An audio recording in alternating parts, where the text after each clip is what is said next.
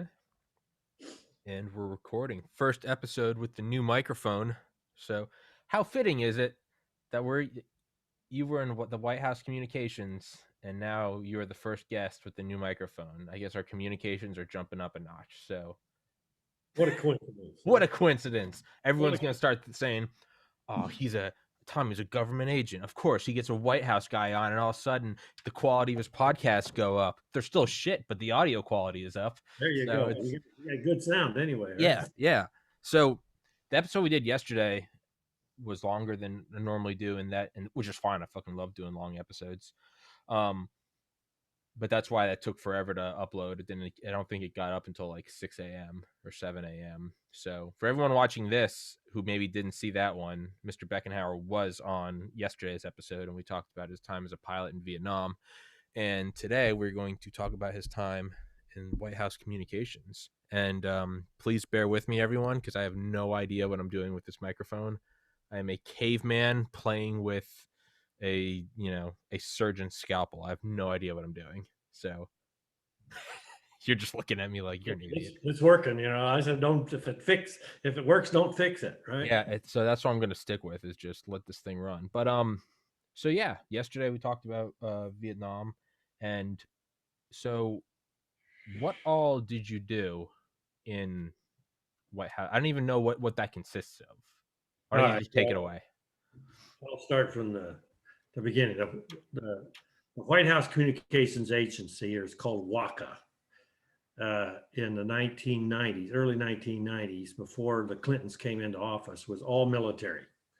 I'm not sure how many people it was total, but when the Clintons came in, I'm not sure totally how the story went, but anyway, they decided there was too many military people working at the White House.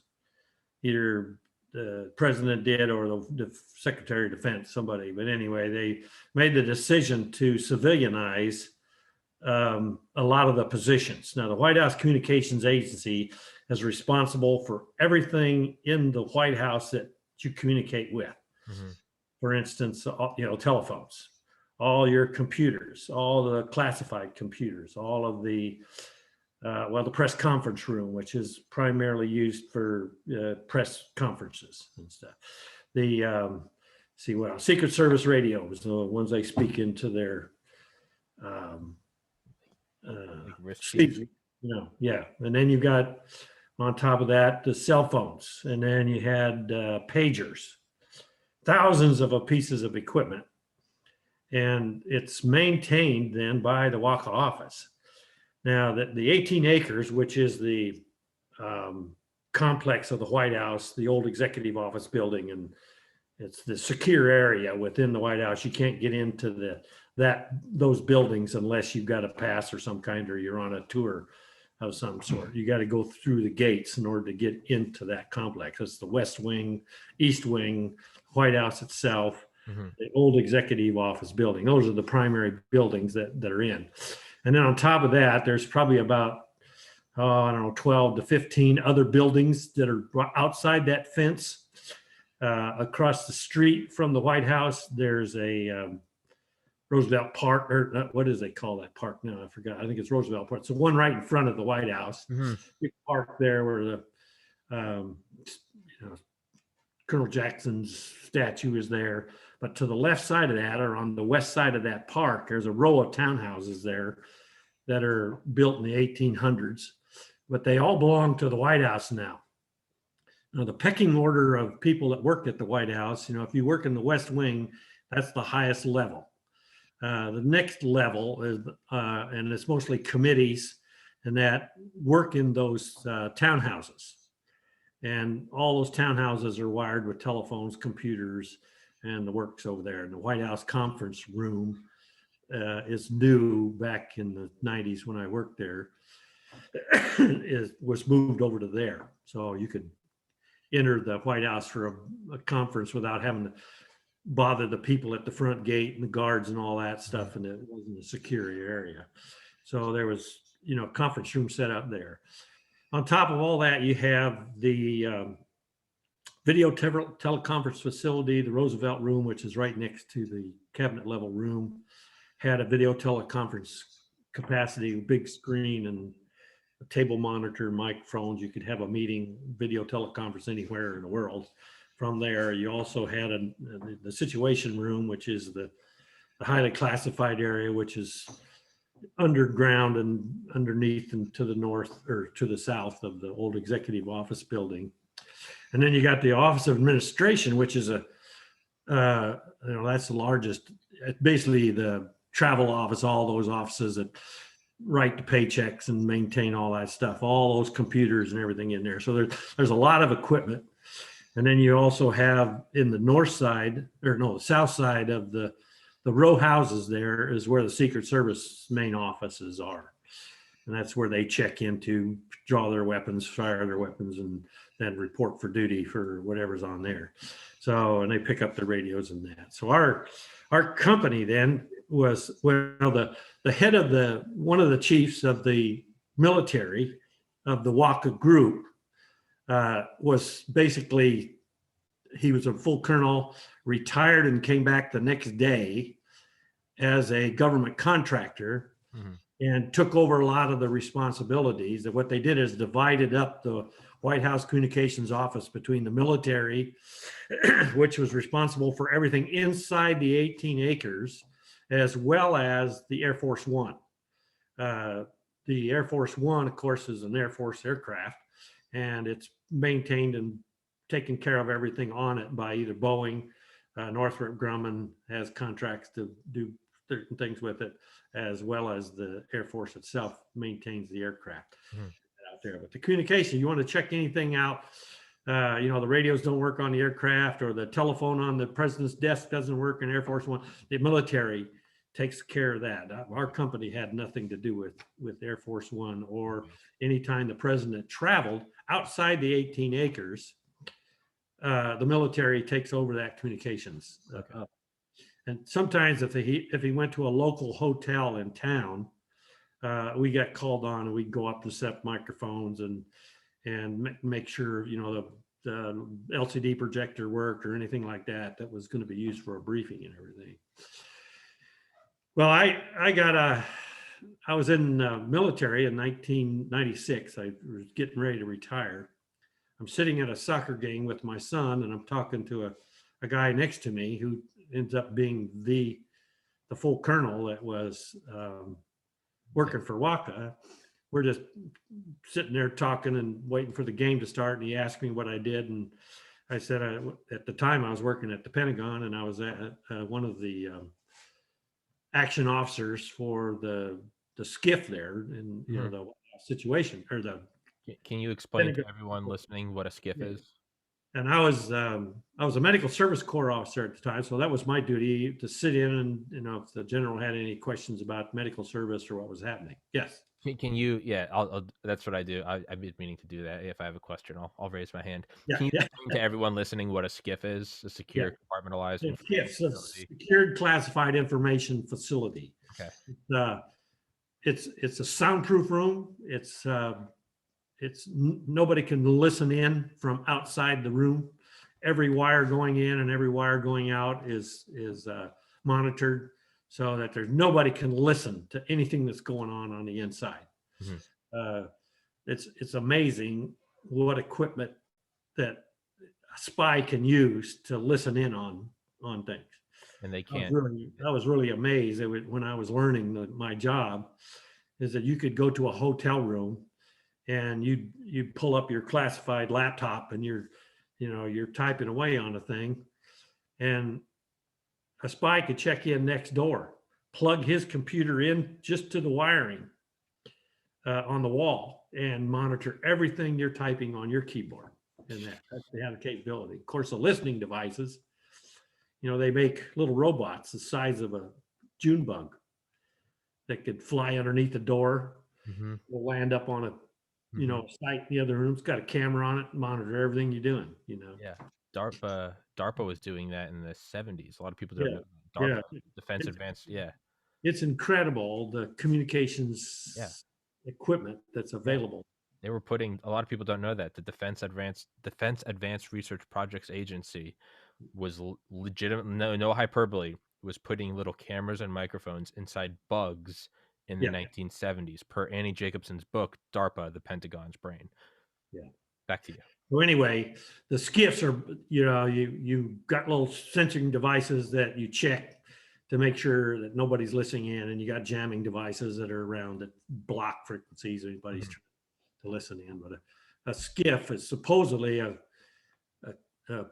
secure area, and you can't, everything going in and out of it goes through a scrambling device and that. Well, I'm sitting there talking to this guy. He asked me what I'm doing. I said, well, I'm there. And he said, well, what kind of clearances you got? Well, you got to have a top secret, of course, and you got to have an SCI, which is a secured special, what is that? The special Compartment. Compartmentalized, yeah. Yeah. It's you're only you can know in that particular room. If you walk to another room, you don't have business over there, you're not entitled to get that information either. So it gets it to even a higher level than the top secret level. You got to have those clearances. Well, he knew what was going to happen.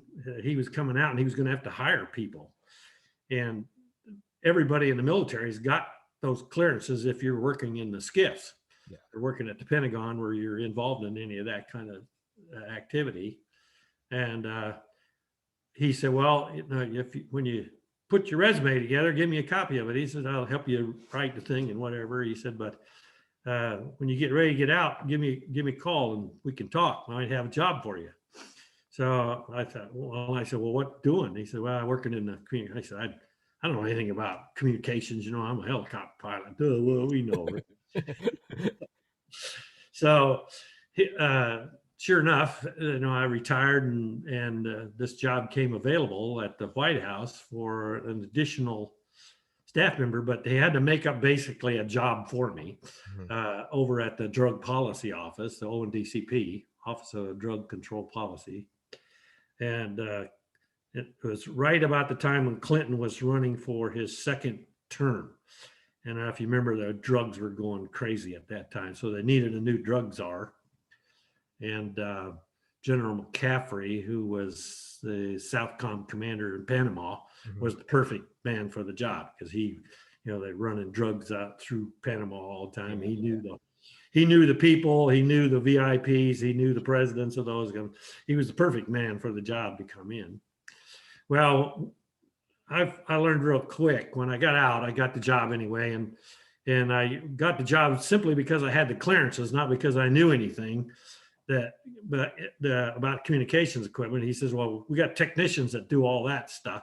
He says, "I just need you to get them in and out of these rooms. You have to have somebody that's got. You don't have to have a clearance to go in there, but you got to be with somebody that does to go into a skiff or handle equipment or pick up laptops or any of that kind of stuff. You got to have those clearances."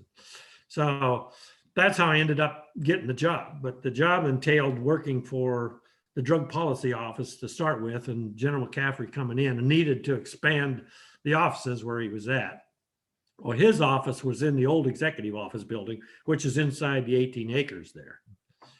So I got our guys in there, and from the beginning, where he needed a telephone, he needed a secure classified phone, he needed, he needed a copier, printer, all that kind of stuff. And I'll tell you a story later on about how just complicated it is just to get a typewriter into the building, or a computer into a building, or just a file cabinet. Really? I got a really fun story I can tell you about that. Okay. It's pretty complicated, but the equipment itself is most of it is non-classified. Most of the computers everywhere within the facilities are non-classified, but you have the classified areas that you have to have those particular laptops or the PCs or the radio equipment or whatever that's considered classified equipment. And so my job was to facilitate getting all of those offices up and running, wired, and get the equipment for them in there, and then train the people that are going to be using them and doing that kind of stuff. So that's what I started off as for about the first 9 or 10 months. And my boss at the time was one of the chief technicians.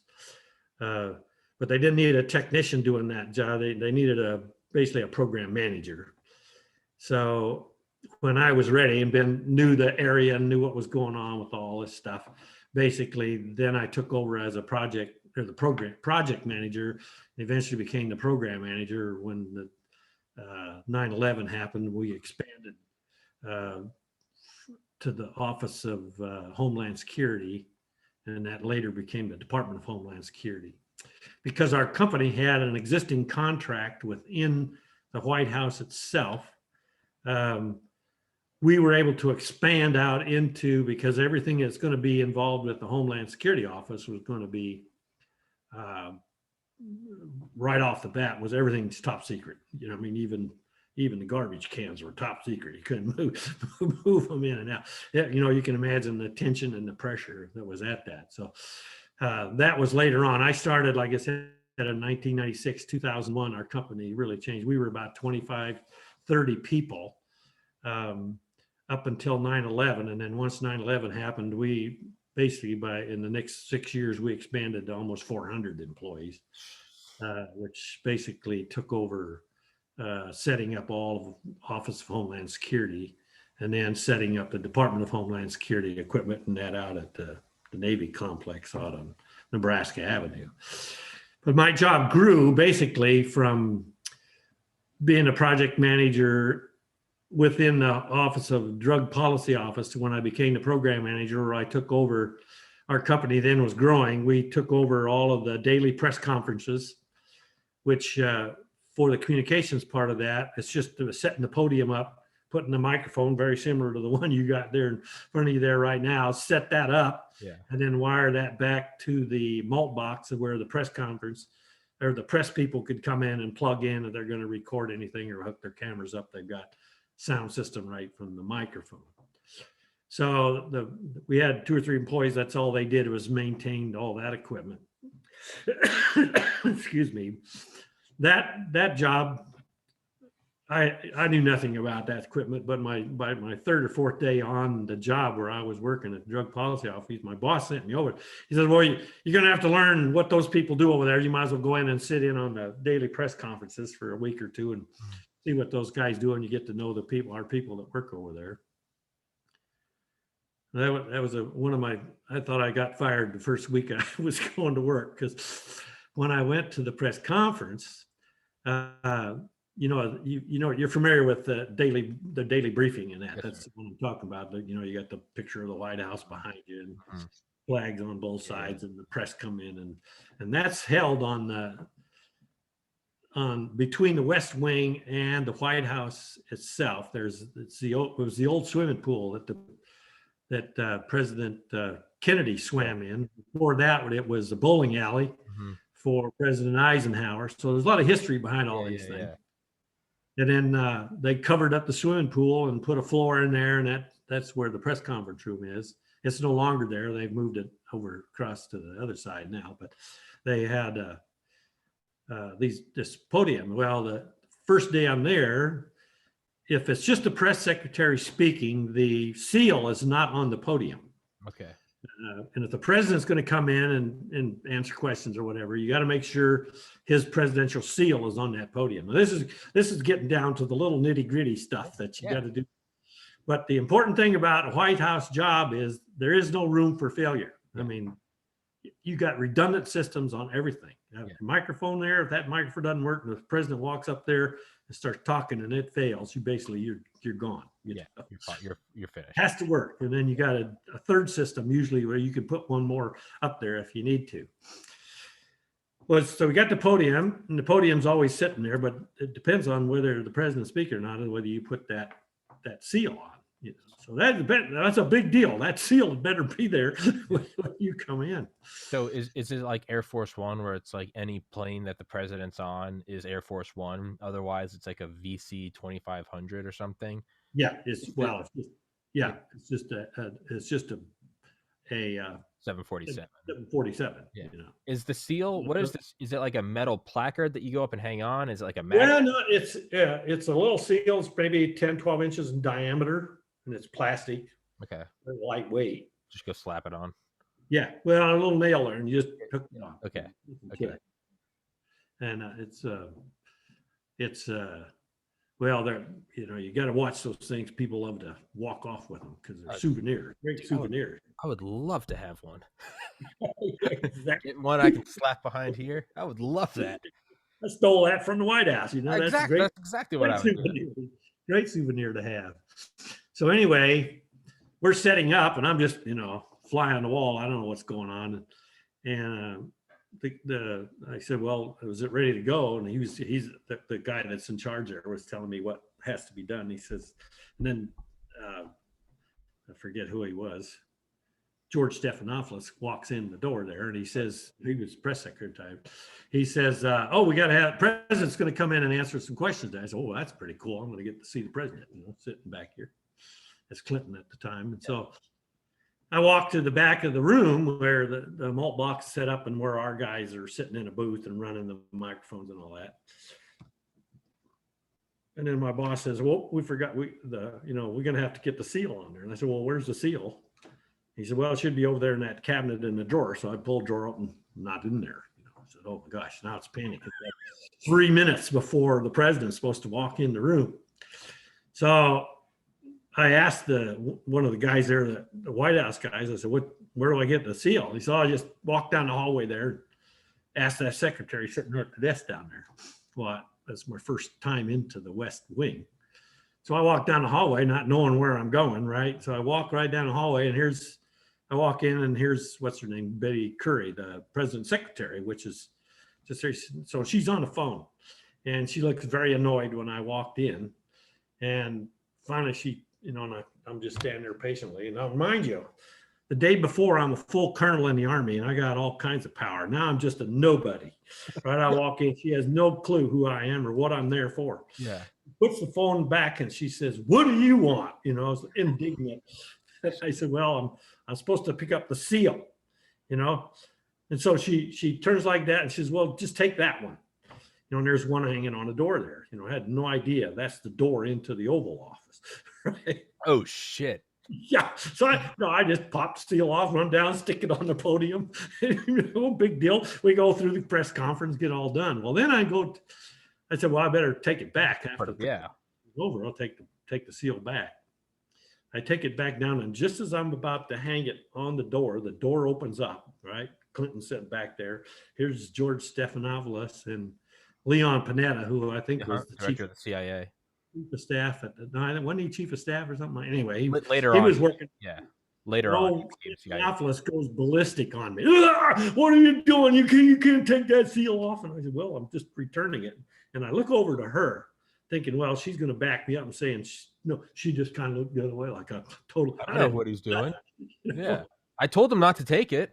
Yeah, he went off on me. It's like, what the world? You so worried about the little seal on a door, that you got to get so upset about. So anyway, he said, get the hell out of here, So I walks out and go back down, and I'm thinking, well, I'm done. My job's over. It was nice working here for a couple of days anyway. Yeah. Well, I went back and told the boss. He said, well, let me take care of damage control, So I don't know how he spun it, but anyway, I kept on working after that. But I learned a lesson real quick about the pecking order of who works for who at the office, and is what to do and what not to do at the right time and the right place. There was can I ask about another incident where go ahead. Sorry, I think we have like a 1 second delay, so I keep okay. But I don't know if I can ask about, or if you can answer about this. Is security something loosely similar to like an airport, where it's like once you're in, like you're good, like you don't have to be like checked to go to the bathroom. You don't have to be checked to go into like, the little knickknack store in the airport. Once you're in, you're good. So like for someone like you go pick up the seal. I mean, I'm just looking at it from someone like, you find any weakness. If I'm someone that is like a foreign agent, you go pick up the seal. Well, if you go free to pick up the seal, who's to say that there's not like a shape charge on there, right? Exactly. It's right. I mean, the head of the Secret Service, I forget, Lou Merletti, he actually had to scold like President Clinton and Bush because they were Annie Jacobson talks about this in her book Surprise, Kill, Vanish. because they would take phone calls from people. People would hand them their phones and they say hi to my grandma. Like, hi grandma, this is Bill Clinton. Or like whatever. But Lou Merletti had to show them like images of like what they would do overseas, and they'd be like, dude, we give people phones with charges in them to blow their head off. Right. So that's what I'm wondering is and I don't know if you can answer that. And I can't. There's basically, and that's a really good question because there's different levels of security inside the 18 acres. Mm-hmm. To get inside the initial wall, there's different levels of passes, and you see that you got to have that pass around your neck.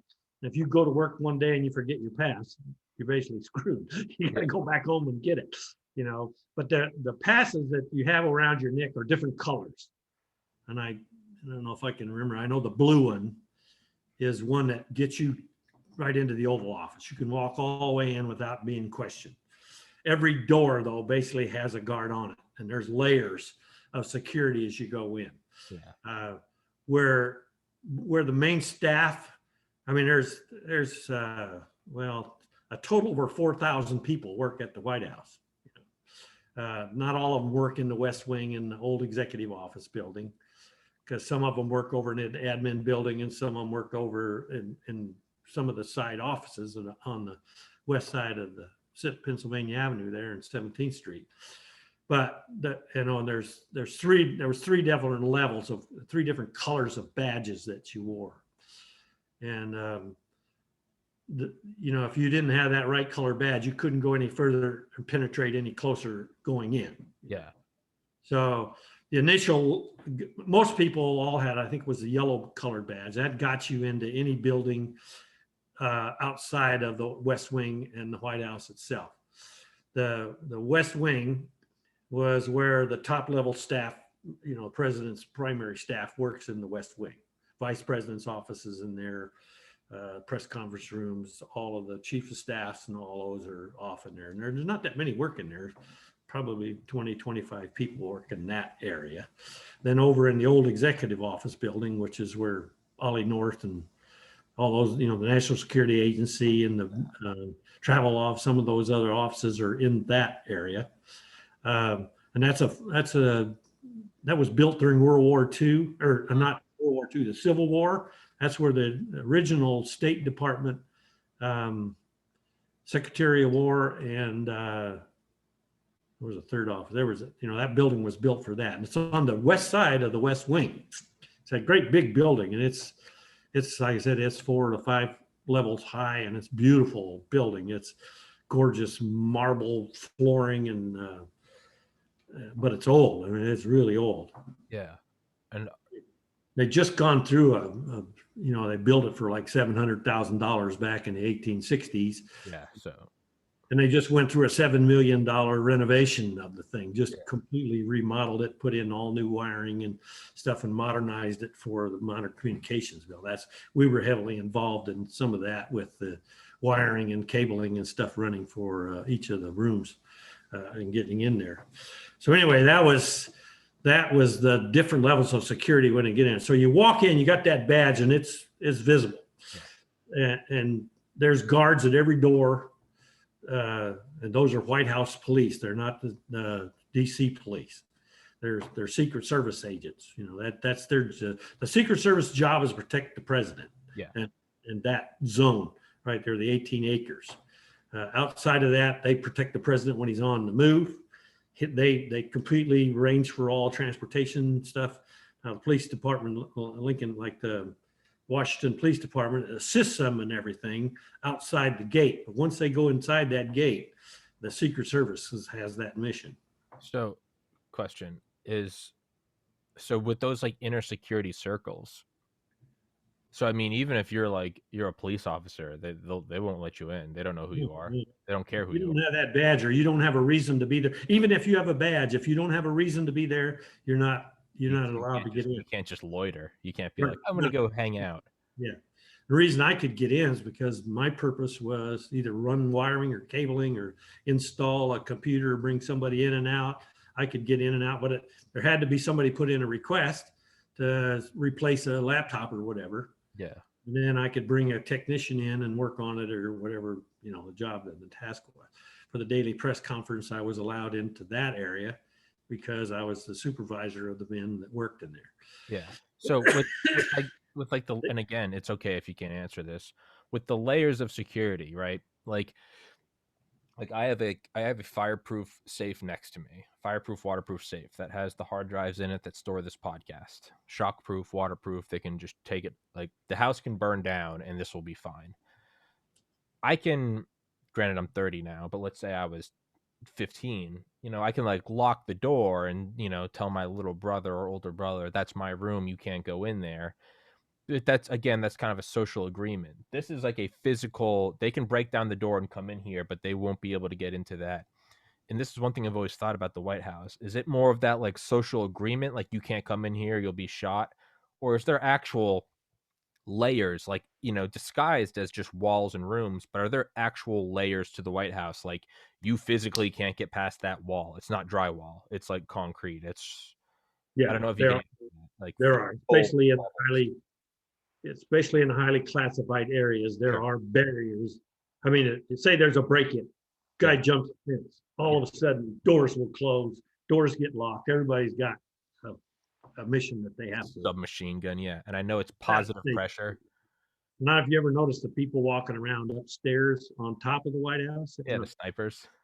You see them up there. There's snipers up there all the time. Yeah. Every day, 24 hours a day, 7 days a week.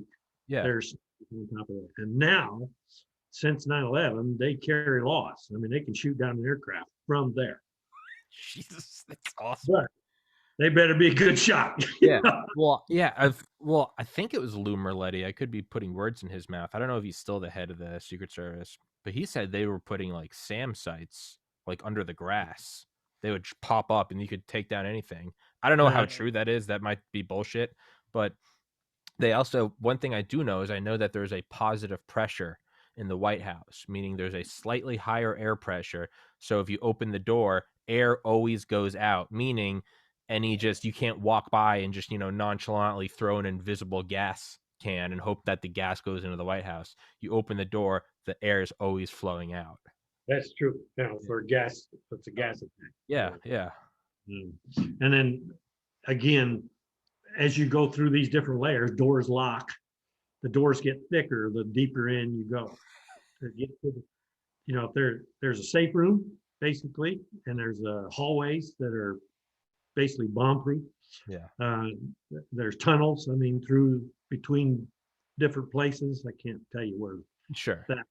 That's all classified. But the situation room itself is where the morning of the attack with the American Airlines, number 11 was coming out from Pennsylvania, and they weren't sure where it was going. Well, I might as well tell that little story. I was working that morning. Please do. Yeah. It had to come into the office. Basically, I was working in my office, but my office was across the street on 17th Street. But I had employees that worked inside the press conference room, but the ones I had on duty that morning were on they run the equipment in the situation room, which is the highly classified room. And I don't know if you remember the picture where they took down Osama bin Laden and the president and Secretary of State and all that. That's taken in that room. Yeah. My first time I walked in that room, I was shocked at how small it is. It was, it's not much bigger than like a 14 by 20 room. That's it. From the videos, it looks like it's, the size of the Oval Office or bigger, but it's about half the size. There's about 14 people can sit at the table, and that's it. So it's a pretty small room. But to get into that room, though, there's barriers. It's a vault basically, and it's so I don't know if it's capable of, and that's probably classified as whether it's nuclear, safe or not. But I imagine it's pretty darn secure down there. Yeah. That's where the vice president was at and was running the operations of the because the president was out of town that morning. The vice president was running the show at the White House. Well, I got a call right after the second tower got hit. I called my boss. I was watching TV that morning. I usually had a TV up here I was monitoring when I was working at my computer or whatever. And we had 4 guys that were working in the skiff, and they called me and said, "Hey, are you watching this?" And I said, "Yeah." I said, "I can't believe it's clear morning like this. An airplane hit that." I said, I just can't believe that's an accident. They said, "Well, we're not treating it like that over here." Oh, so when the And first they said, plane hit, "Get on the standby because we may have to go on full alert here." So, and sure enough, about, I don't know, 20 minutes after that, the second plane hit. Yeah. Sorry. So when the first plane hit, they weren't, because I know like I was only 11, but I know the story everyone heard was, oh my gosh, how did that happen? And then it wasn't until the second plane hit that it was, okay, this is an attack. So at the White House, the first plane went in and they said, this is an They attack. they were on full alert. They said there's no way, but that's automatic if they do that. I don't think they were aware, of course, that it was a real attack. They were still thinking They treat it like that, though. Yeah, they're treated like that regardless. Yeah, it's an abnormality from the norm. A plane hit a skyscraper. Something's up. Exactly. And it means that FEMA, at the very least, is going to be activated. Yeah, which has to come from the president. Yeah. Sorry for I know I keep interrupting you. I just get excited and I have a lot of questions. Sorry. So where was I? Okay, so I go over to the old executive office building, and my staff member there, and that's the second building been hit. So I goes, we got the order from to bring in all our staff. We have people that ran that conference room 24 hours a day, the skiff, and so you have to have minimum 4 people, but we've got like 16 people that are qualified to run that equipment and know what's going on. Mm-hmm. And when things gear up and there's a lot going on, you need more people on telephones and making sure people are entering. There's just a lot of activity, so you need more staff down there. So I go run back to my office to make these phone calls because I got all my phone numbers and everything on my phone at my office. And as I'm walking out of the old executive building on the northwest corner, out onto 17th Street, I heard this big explosion. Saw the smoke come up, and I looked over. And I said, what the heck? Why would they hit the Washington or the Lincoln Monument? I thought from the looks of the smoke and as close as it was, you're only 2 blocks away from the Lincoln Memorial, but the Pentagon's about it's maybe a mile away, and the way that shock wave came blasting across where we were at.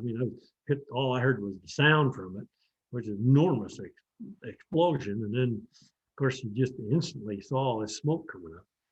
Now, what the heck, and I ran back to my office and I'm doing things. And then one of my employees calls up and says, "We've been ordered to evacuate." I said, "What?"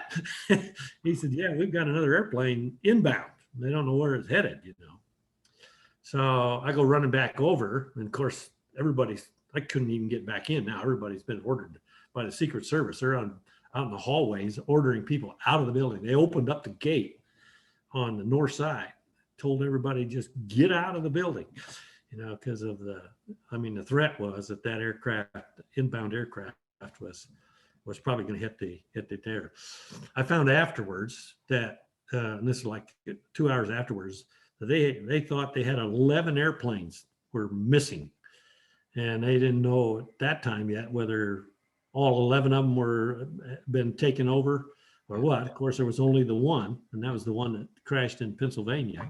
Yeah. Went in up there. But the most amazing thing that day that really impressed me is Vice President Cheney. I've worked in skiffs for probably 15 years during Desert Storm and what's the other one called? When we invaded Afghanistan. But anyway, I worked in the skiff in Germany, and I worked at the skiff and at the Pentagon.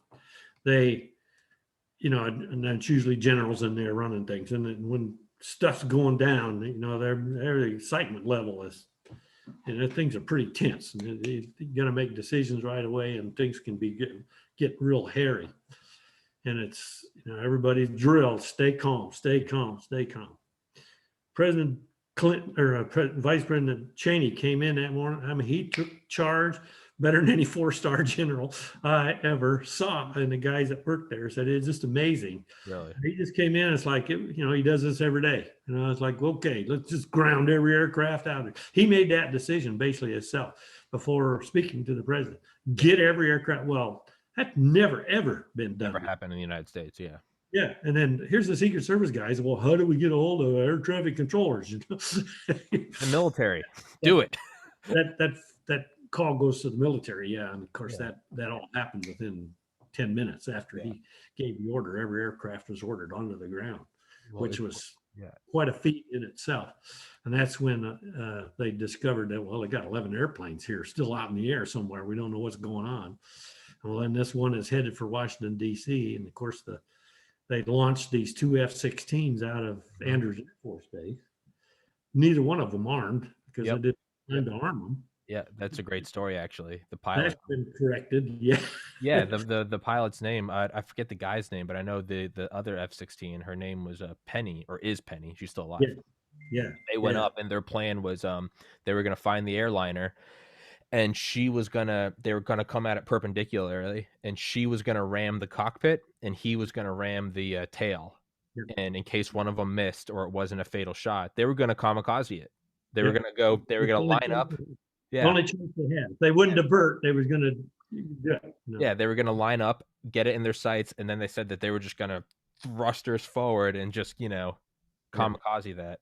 You could imagine that if that would have happened, God, it would have probably been over the city and a lot of people on the ground, houses burned, Oh, yeah. But the worst thing is if it had made it through and actually hit the White House. Yeah, it might have hit the Capitol, because the First Lady was in the Capitol. Both houses were in session. They'd have wiped out the whole government that morning if they'd hit them. It would have been a decapitation attack the Soviets could have never dreamed of. Yeah, a lot of things happened that morning. But anyway, I stayed on duty all day that day because I don't know if you remember, but there's a famous photograph where President Bush is talking to Cheney inside Air Force One, and he's talking on the phone. That day, we had gotten orders as a company to install video teleconferencing equipment that was capable, and he wanted video teleconferencing. This Bush now, his Bush administration, to be able to do video conferencing from Air Force One to anywhere in the world. Yeah. Which meant, to the White House, which was our job to install that video teleconferencing. The first time that was tested, it hadn't been tested yet. It had been installed. But the first time Cheney used that video teleconference room was that morning. And it worked. Yay! It worked. Hey, talk about a baptism by fire, man. That's who was it? The head of the FAA? His first day was September 11th, 2001. Oh, really? Yeah. I didn't realize that. Yeah. Well, that would have been baptism by fire too, huh? I mean, hey, every day after that is easier. Yeah. Every day for the rest of your career is easier. Right.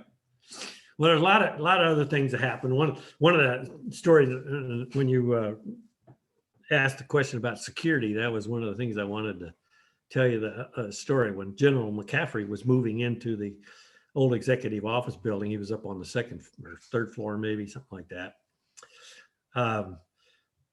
He wanted the office had been abandoned and it was sitting empty, basically, with no furniture in it. And it came down to me for my guys to install the furniture as well as all the computer equipment and everything, a telephone, the computer, the copy machines, the fax machines, anything that you communicated with out of there. He wanted a top secret phone and a regular unsecure landline. Mm-hmm. So I said, well, I asked my boss, well, how the heck you do that? I don't know nothing about furniture. He said, well, you go out to this warehouse on the south side of town. Says you pick out the furniture that you need, that he wants. And he gave me a list of stuff, a desk and a credenza and and a couple of file cabinets and the secretary's desk, et cetera, whole truckload of stuff. Says you go out there and you pick that out and you label it. And I said, then they got to take that. They got to take a truck, which is a White House truck. They go out and they pick that furniture up. Then they take it out to the Navy Yard, and they got to run it through security out there, and they got to through it magnetron to make sure no explosives or anything in it. Yeah. And they got to put it back in the truck, lock up the truck. Secret Service agents got to be there, and then they got to drive that truck with Secret Service agent behind it, so nobody can plant a bomb in between the Navy Yard, which is like a 5-mile trip from there, over to the 18 acres. Well, then you got to get through the gate there, so you got to notify the guy there. You got this truck coming in at a certain time, and they give you like a 5-minute window where he's got to be right there at that gate at that time, because all the other traffic is always going on around there. So we get this window. Well, I had to hire 4 or 5 guys, and they're all Argentinians, immigrants. Well, they're probably all illegal. I don't know. The company that we were told what company to use, and these guys have clearances and they could come in. So I met them at the front gate on the north side of the White House. The truck backs up, and we get all the paperwork, and they get up and they inspect the lock and everything, make sure it hadn't been penetrated, and then we bring it in. Well, there's a certain door that you have to use to move furniture in, a certain elevator you have to use in order to move the furniture, et cetera, et cetera, et cetera. Of course, you got to have all of the clearances inside the building and where you're moving, and they got to know you're doing, and like you said, all those layers of security you got to get through. And it's just not, it takes 3 hours of paperwork and coordination just to move a computer in. But it makes sense, right? Because if you wanted to attack the president, you're not going to try to, me and 10 friends are going to go run up with guns. No, you're going to do something covert. You're going to find out that the president needs a new couch, and you're going to get that couch, and that's the last thing anyone would expect. You're going to go in there, you're going to maybe put some like needles in it that are tipped with polonium or something, right? But that's what they do, right? Red cell teams. Camera on it or something, Sure, but isn't that what a red cell team is where they'll hire like Navy SEALs or Delta and be like, try to find our weaknesses, because that's how you do it. Because it's not about protecting it. It's about having someone else actively. So if a civilian like me can be like, yeah, you should put some polonium dust in there, or maybe some VX gas, or, a shape charge under the cushion. Like, I mean, if you're talking about the head of the leader of the free world with the power to have the nuclear codes, that's the kind of threat you're going up against, right? Is stuff like that. I mean, I know with Air Force One, when they buy food, what they do is they send plainclothes agents out to like grocery stores in like an adjacent city, because it's like, that's the last place anyone's going to be like, let's poison this food. It's like, you don't go to the grocery store down the street from the White House. You drive 30 miles and go to some gas station and you pick up some deli sandwiches. Like, that's the only way you can be sure. Exactly. Yeah, you're pretty. I think you read too many Tom Clancy books. or I'm just. But all that stuff is pretty real, and I said the security is just super tight, and especially with 9/11. Any time there's a threat, a real threat, the security level goes up even higher. And I can imagine what it's like this week. Inauguration week is the worst. There's 20,000 National Guard troops there. Yeah, it's amazing if you got that many people in town, what could happen? Well, it's weird though, because would not want to be in charge of any of that, What's weird about this inauguration, I don't mean to go off on a side tangent, is it's going to be virtual. It's not going to be, they're not doing a real inauguration, but they're still bringing in 20,000 National Guard. Yeah. And they got 1,000 people that are invited that will sit in the bleachers that are around the White House there. You saw that all set up. And there's still going to be a parade. Yeah. As far as I know, they haven't called the parade off yet, have they? I think they did. That's good. They did call off the parade? I might be fake news, but I'm pretty sure they canceled it. I'll be darned. Well, that'll be really something if they do that. It's gonna be be interesting. Reagan is the only one that's ever called off the parade, but it's because it was like 17 below zero that morning. Just like, screw it, I'm not doing this. No, well, he didn't want all those people. I mean, the parade to go off for a band to get bands have got to be down there 7 o'clock in the morning, go through security and all. I mean, it's a horrible nightmare if you're in the parade. Yeah. What you got to do to get get in there. And if you're standing out there for 7 hours waiting for, your little 2-minute Hall of Fame to walk Yeah. down the street, you're crazy. You're gonna probably die of hypothermia. Yeah, yeah. Well, let me go back to the furniture story. Sure. Uh, Sorry. yeah, no problem. What's a good side tangent? We get on the elevator, and I get up to the elevator, and as I walk off the elevator, there's 2 Secret Service standing there in front of the door. And I thought, oh, what that means is the president's in the building or he's coming into the building. The old executive office, just a 2-minute walk from the Oval Office there. Well, if the president's on air, you ain't moving furniture up and down the hallway when you're doing it, right? And I'm paying these guys $15 an hour, and I got 4 or 5 of them sitting there, and I'm going, gee, now I gotta wait here an hour. And I said, hey, what's the chances of? And all I had to do was come off the elevator, make a left turn, go about 4 doors down, and put the desk in the dang door, Yeah. in the door. It would take me 30 seconds to do this. Well, the secret says, no, you can't move. As soon as the president goes by and we're clear area, then you can do it. So we wait, and we're waiting. 15, 20 minutes go by. The Secret Service agent says, blah, blah, blah, blah. Yeah, well, and he waves me over, and he says, okay, you can go. But he says, go around the other way.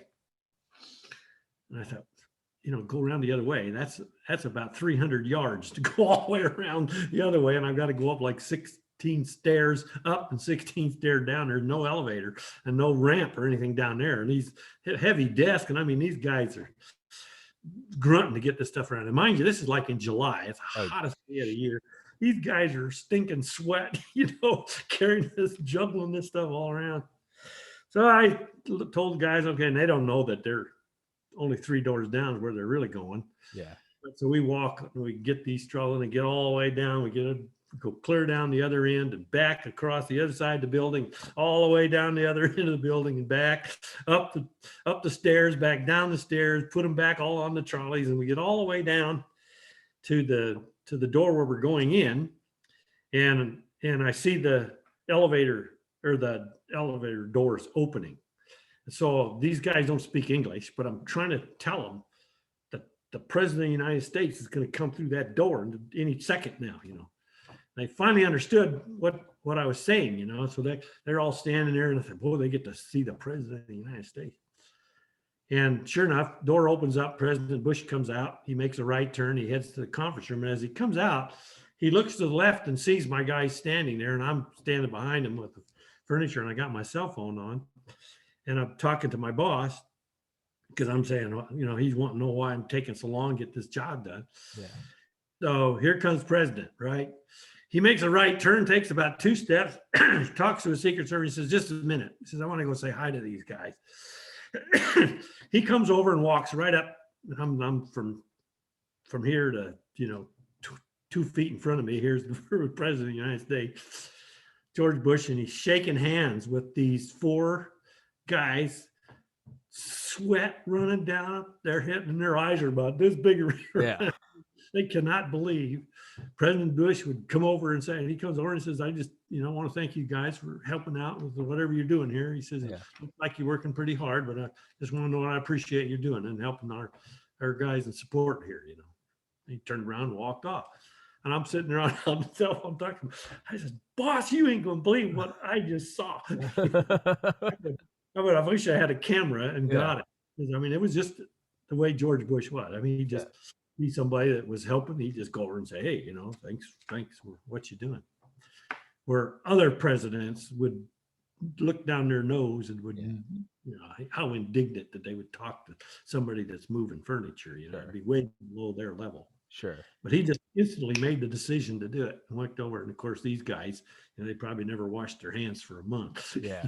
Yeah. I had on a guy, Sean Tiger, who was in the Marines and was in the presidential support team. So they did security like a beefed up security. They were the Marines that would be there. They were cleared to be in the Oval Office. Like there's pictures of him with Bush, and as well as Camp David. And he talked about one time they were at Camp David, and there was like some downtime, so they started playing like video games. just the security. And they said at one point they're playing, and his buddy is like sitting. There's like a TV, and they're kind of at like like opposite kind of spots. And he's looking, and there's a door to his left, but he doesn't see it. But he just sees his friend stop playing and look up, and he's like, "Why did you stop?"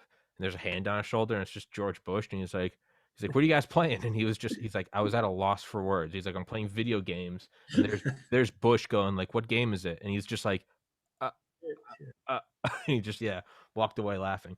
But Mr. Beckenauer, I'm going to go to the bathroom real quick. So if you got to go, you can go. If you want or not, hold down the line and just monologue. Okay. No, I'll hang on. Yeah, I better go too, I think so. Okay. All right. Well, we'll be right back, everybody.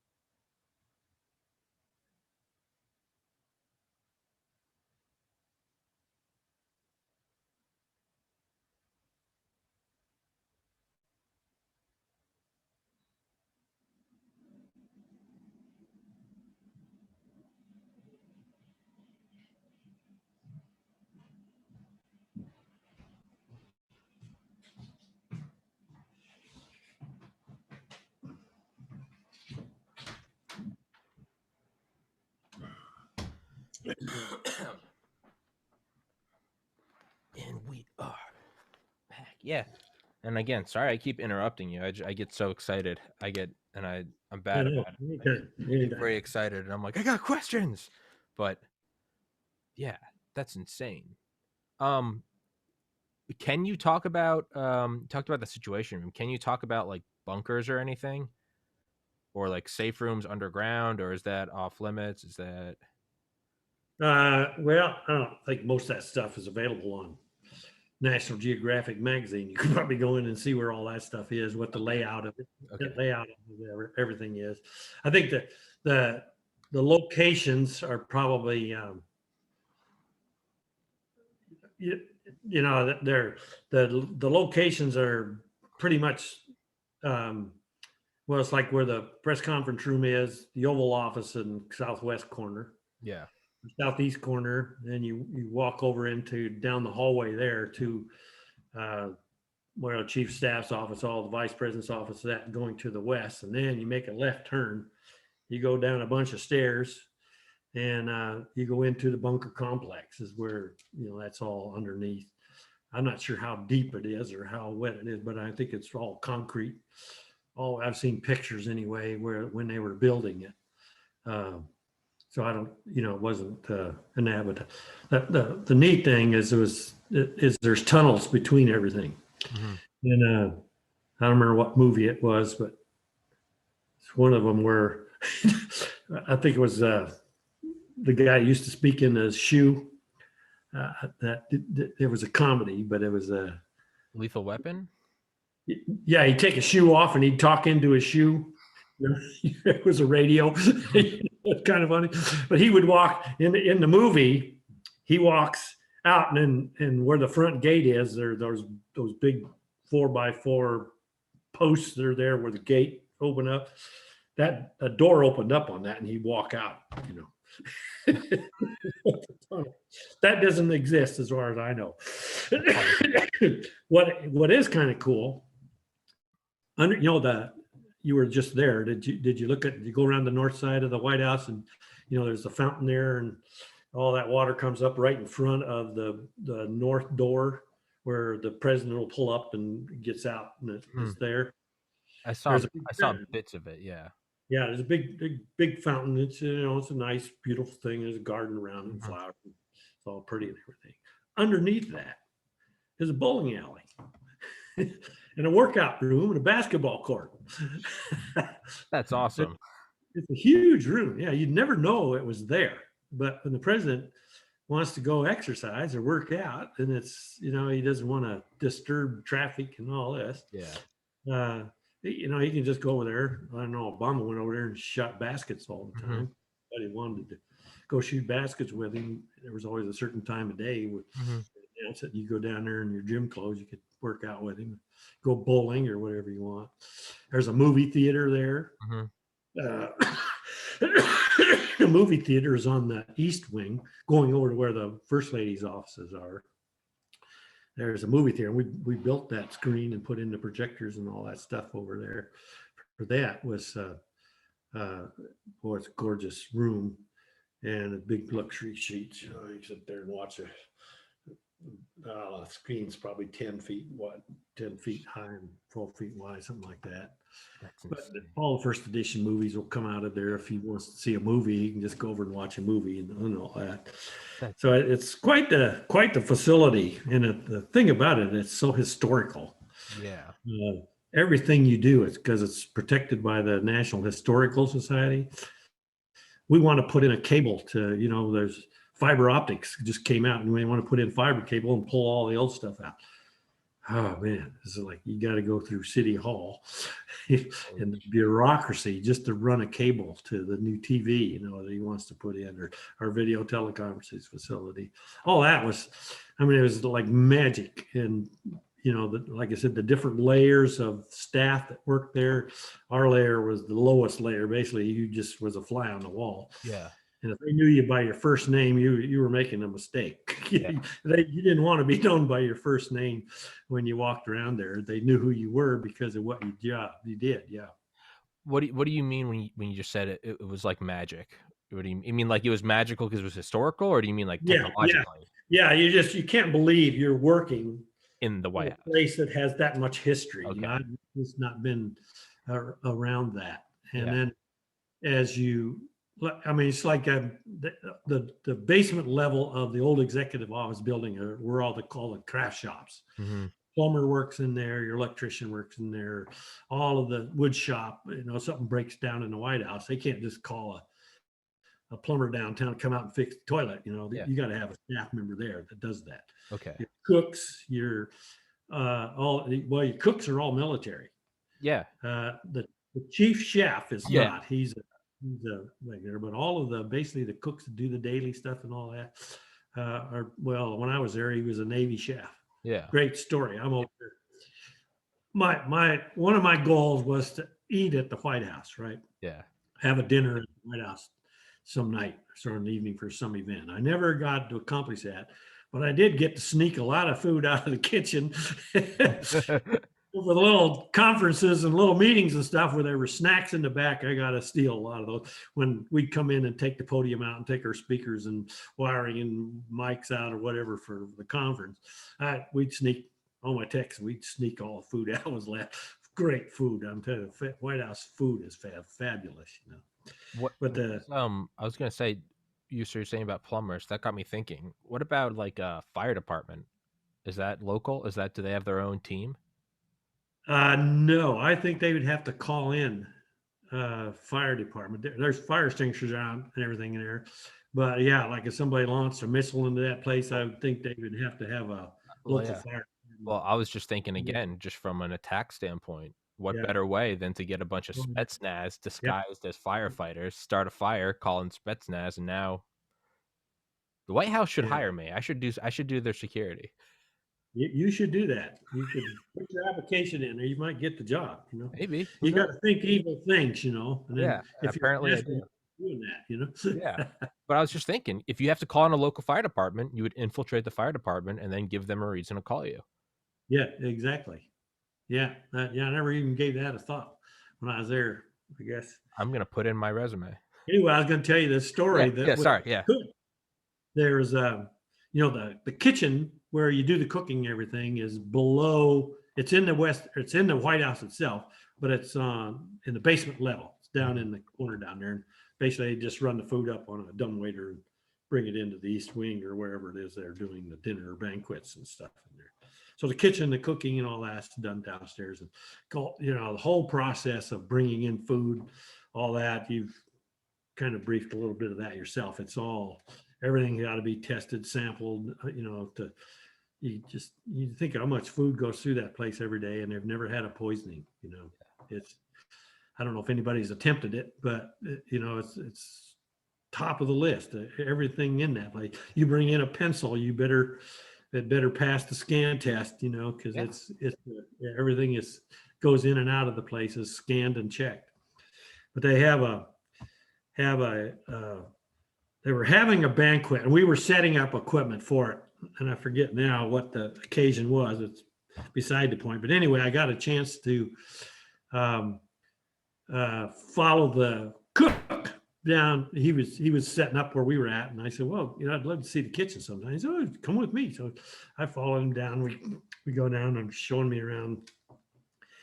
And so I asked him, "Well, how many cooks are there?" And he says, "Well, there's," excuse me, I'm catching a little cough here today.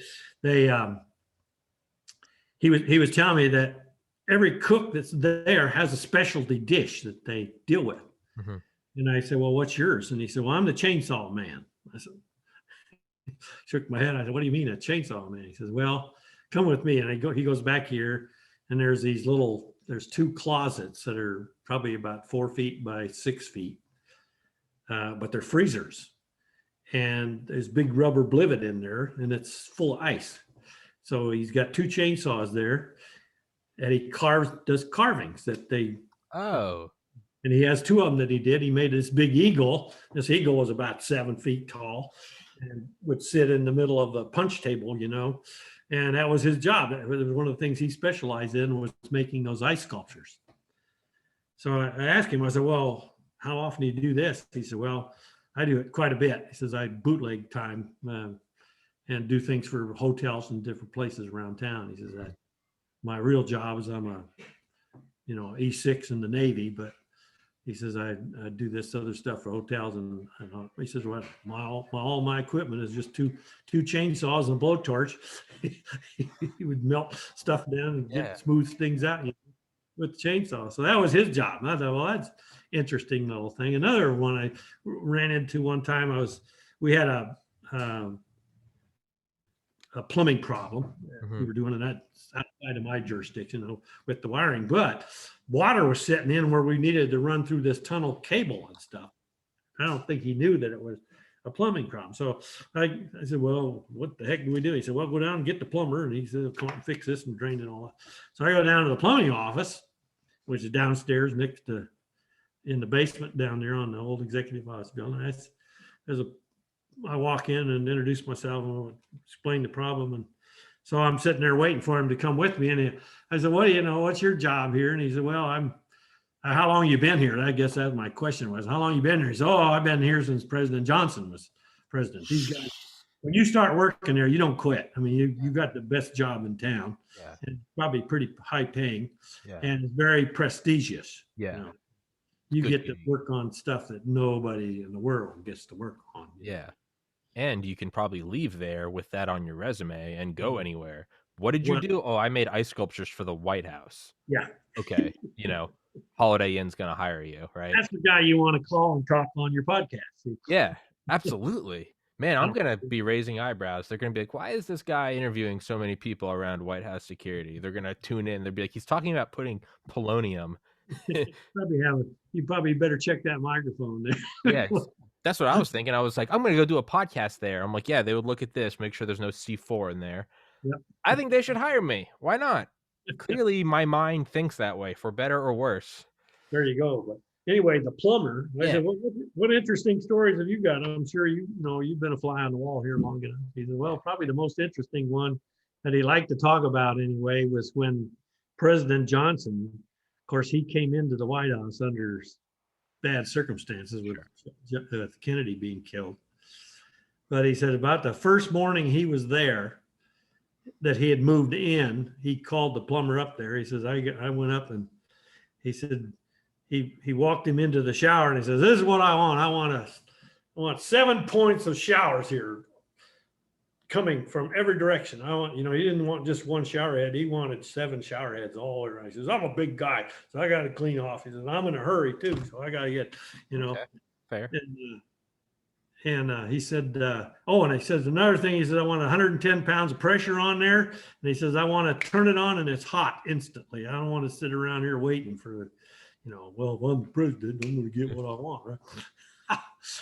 So he said that was a real trick, I guess, to rewire or replumb all that and put in all that. And he said, but the biggest, hardest part was to get the temperature at exactly what he wants when he turns the water on. So you had to have one of those heater tanks right next to the shower. But you learn real quick when you're working there that if somebody says, well, the president wants it, most of the time they don't have any idea. But supposedly you're supposed to jump 3 feet high in the air and just immediately do whatever they want, no matter what the costs are. Yeah. That's a weird fine line, right? Because part of it's like, I want these shower heads, I want these ice sculptures, and I think of like George Washington. They would probably look at that and be like, that's a king, kill him. But then part of me is like, as soon as you said it, I was like, oh wait, I get it. Like, I don't have time to shower, I need to step in, be clean, and step out. If you're the leader of the free world, I mean, I guess I get that argument too, but it does seem a little like royalty. And I'm not down with that. And it was, as I said, I worked there through 3 administrations. The last 4 years of President Clinton, then it was 8 years with President Bush. And then the first, I didn't work a full year under Obama, and I got promoted and moved out of the building, which was a huge relief to just have that over with. Yeah. It was a great job. I mean, you got to see and do things and experience things, and you got to just, you're a fly on the wall in the back of the room and got to witness history. Yeah. And you had access to the banquets. You had access to the, see the Christmas decorations. And I mean, it was just a tremendous opportunity and honor to work, to be part of that. Yeah. And I didn't have any power trip where I'd like to be the chief of staff or something like that any day. I mean, I was plenty happy just to be a schmuck and just watch what's going on around there. But you learned real fast that the difference between the military and politicians is just night and day. Really? How so? In the military, there's a mutual respect. There's some of general officers that are, and I don't think you get to be general if you don't have a super ego of some sort. Sure. There's very, very humble 4-star generals. There are a few, but for the most part, I mean, you yes sir, no sir, you in and out. You didn't associate with them personally at the personal level because it was everything just do what you're told and you're following orders and that. Where you go into the political world, though, power is everything.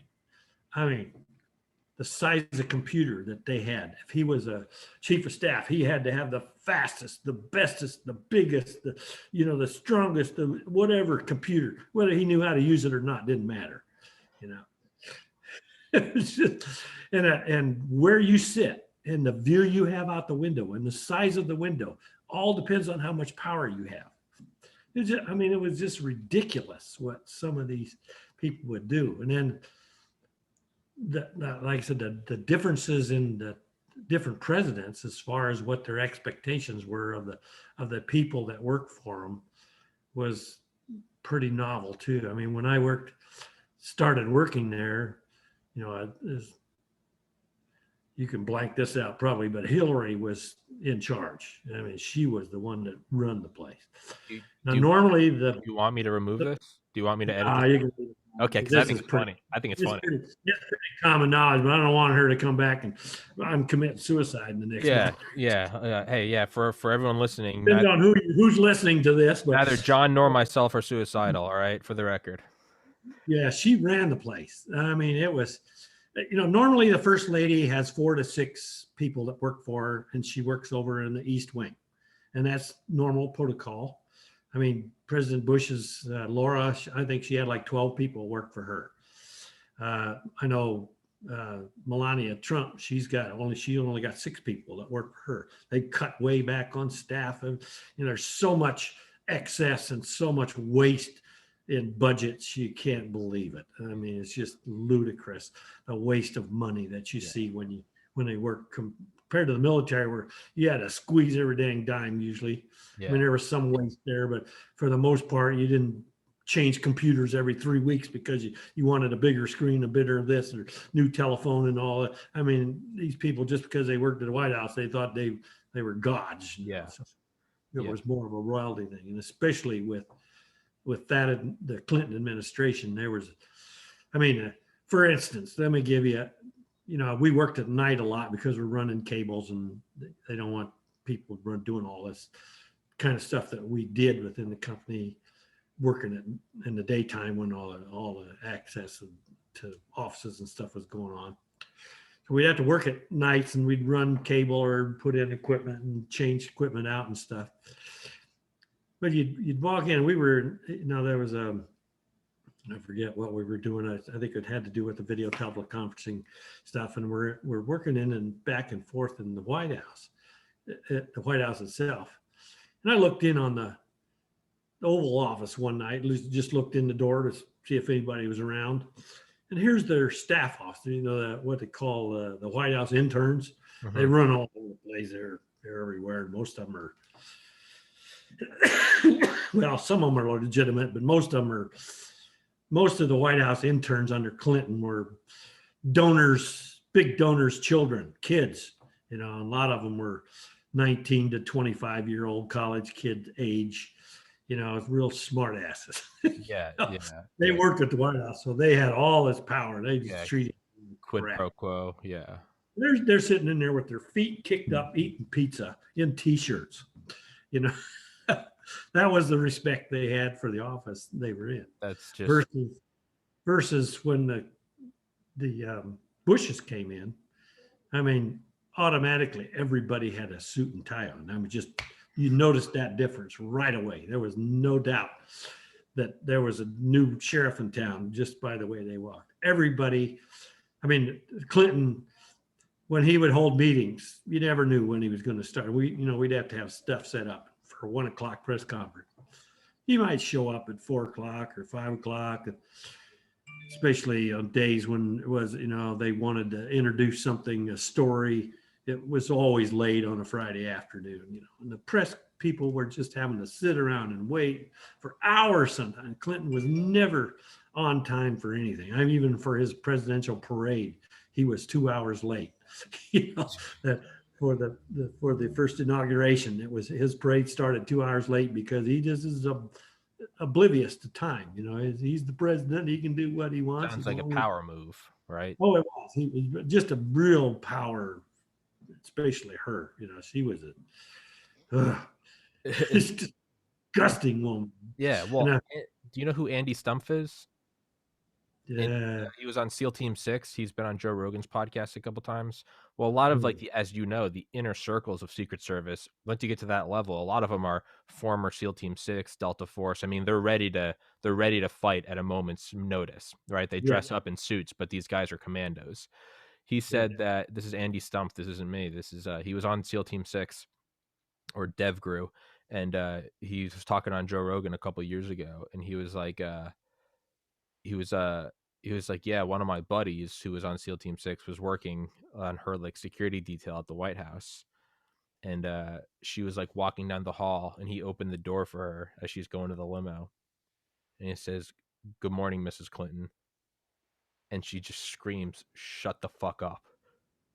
And he was like, of course, you can't do anything. You just nod and close the door. But he was like, another one of his friends got on an elevator with her, and he goes, he's like, "Morning, ma'am."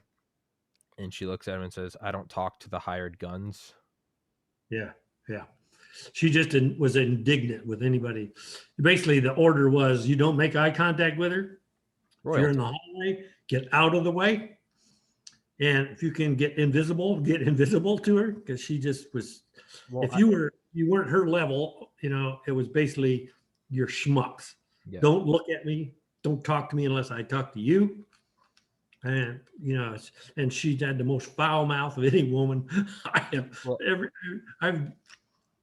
I just couldn't believe how foul mouthed she was. And then you saw the chemistry between the two of them.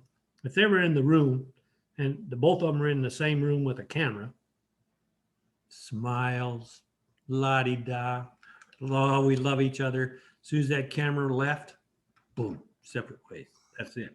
Yeah. You didn't see, yeah, exactly. yeah, A lot of that was going on. I didn't get, because I'm flying a wall and I avoided as much as I could contact with any of that kind of thing. But I was just very observant as to how different qualities the different presidencies were and the people that worked for them. yeah. That was a real education for me, Yeah. Comment as I had on Juanita Broderick, who was raped by Bill Clinton. She came on this podcast, and she is the sweetest woman in the world. I love you, Juanita. She came on here, and in her book called "You Better Put Some Ice on That: How I Survived Being Raped by Bill Clinton." Bill Clinton's a psychopath. After he raped her, he looked at her and said, "You should put some ice on that," because her lip was bleeding because he was biting her lip while he was raping her. So if she started to make noise, he would bite harder. That just lets you know who that guy is. But she said the most scared she's ever been in her life wasn't when she was being raped, but rather when Hillary came up to her and shook her hand and said, "It's so nice to meet you." Bill said, she said, I knew what it was. And she was saying, like, "Don't you ever say a word. He's running for president." He said, Juanita said that's the most scared she's ever been in her life is when Hillary shook her hand and looked her in the eye and said, "Bill said so much about you." She was like, "I felt like I was looking into the eyes of Satan." Like, Yeah. that's I not can my imagine. words. I'm just repeating what she said. Yeah. But I mean, you're right. I mean, It is, yeah, it Like is I what said, it is. the I difference think, is, they said when Bush came in the first morning, he says business hours start at 7. And he said everybody's supposed to be here at 7. Well, Clinton come in between 10 and noon sometimes, but Clinton would work till 2 or 3 o'clock in the morning. sure. He was a workaholic, Yeah, but he didn't, he wasn't a morning person at all. no, Where Bush was businessman, of course. He was politician, but he ran businesses, and it was very businesslike with him. I mean, suits and ties, proper manners, no swear words. yeah, He had staff people, interns, everybody, just down the line, just a bunch of quality folks. yeah. Clinton area, I don't know if you remember the porno episode that got into, somebody reported to the newspaper that they were watching porno at the White House. I didn't know that. Oh yeah, that was all over Washington Post anyway. I don't know how international it got, but that was another thing that was going on. Of course, my boss comes to me and he says, "Can you tell me how many people are you able to monitor who's watching, who's looking at what websites, and how long they look at them?" I said, "Well, I don't know. I'll find out for you." So talked to our technicians, and I said, "Well, it's not legal, but we can do it if you tell us to." You're not supposed to wire that. And he said, "Well, it's the president. The president wants to know." So I guess that makes it legal, right? So they did the survey, and boy, they found out there was interns looking at porno 6-8 hours a day. Multiple people were looking at porno sites. This is inside the 18 acres. It sounds more than anything. It sounds like a power trip.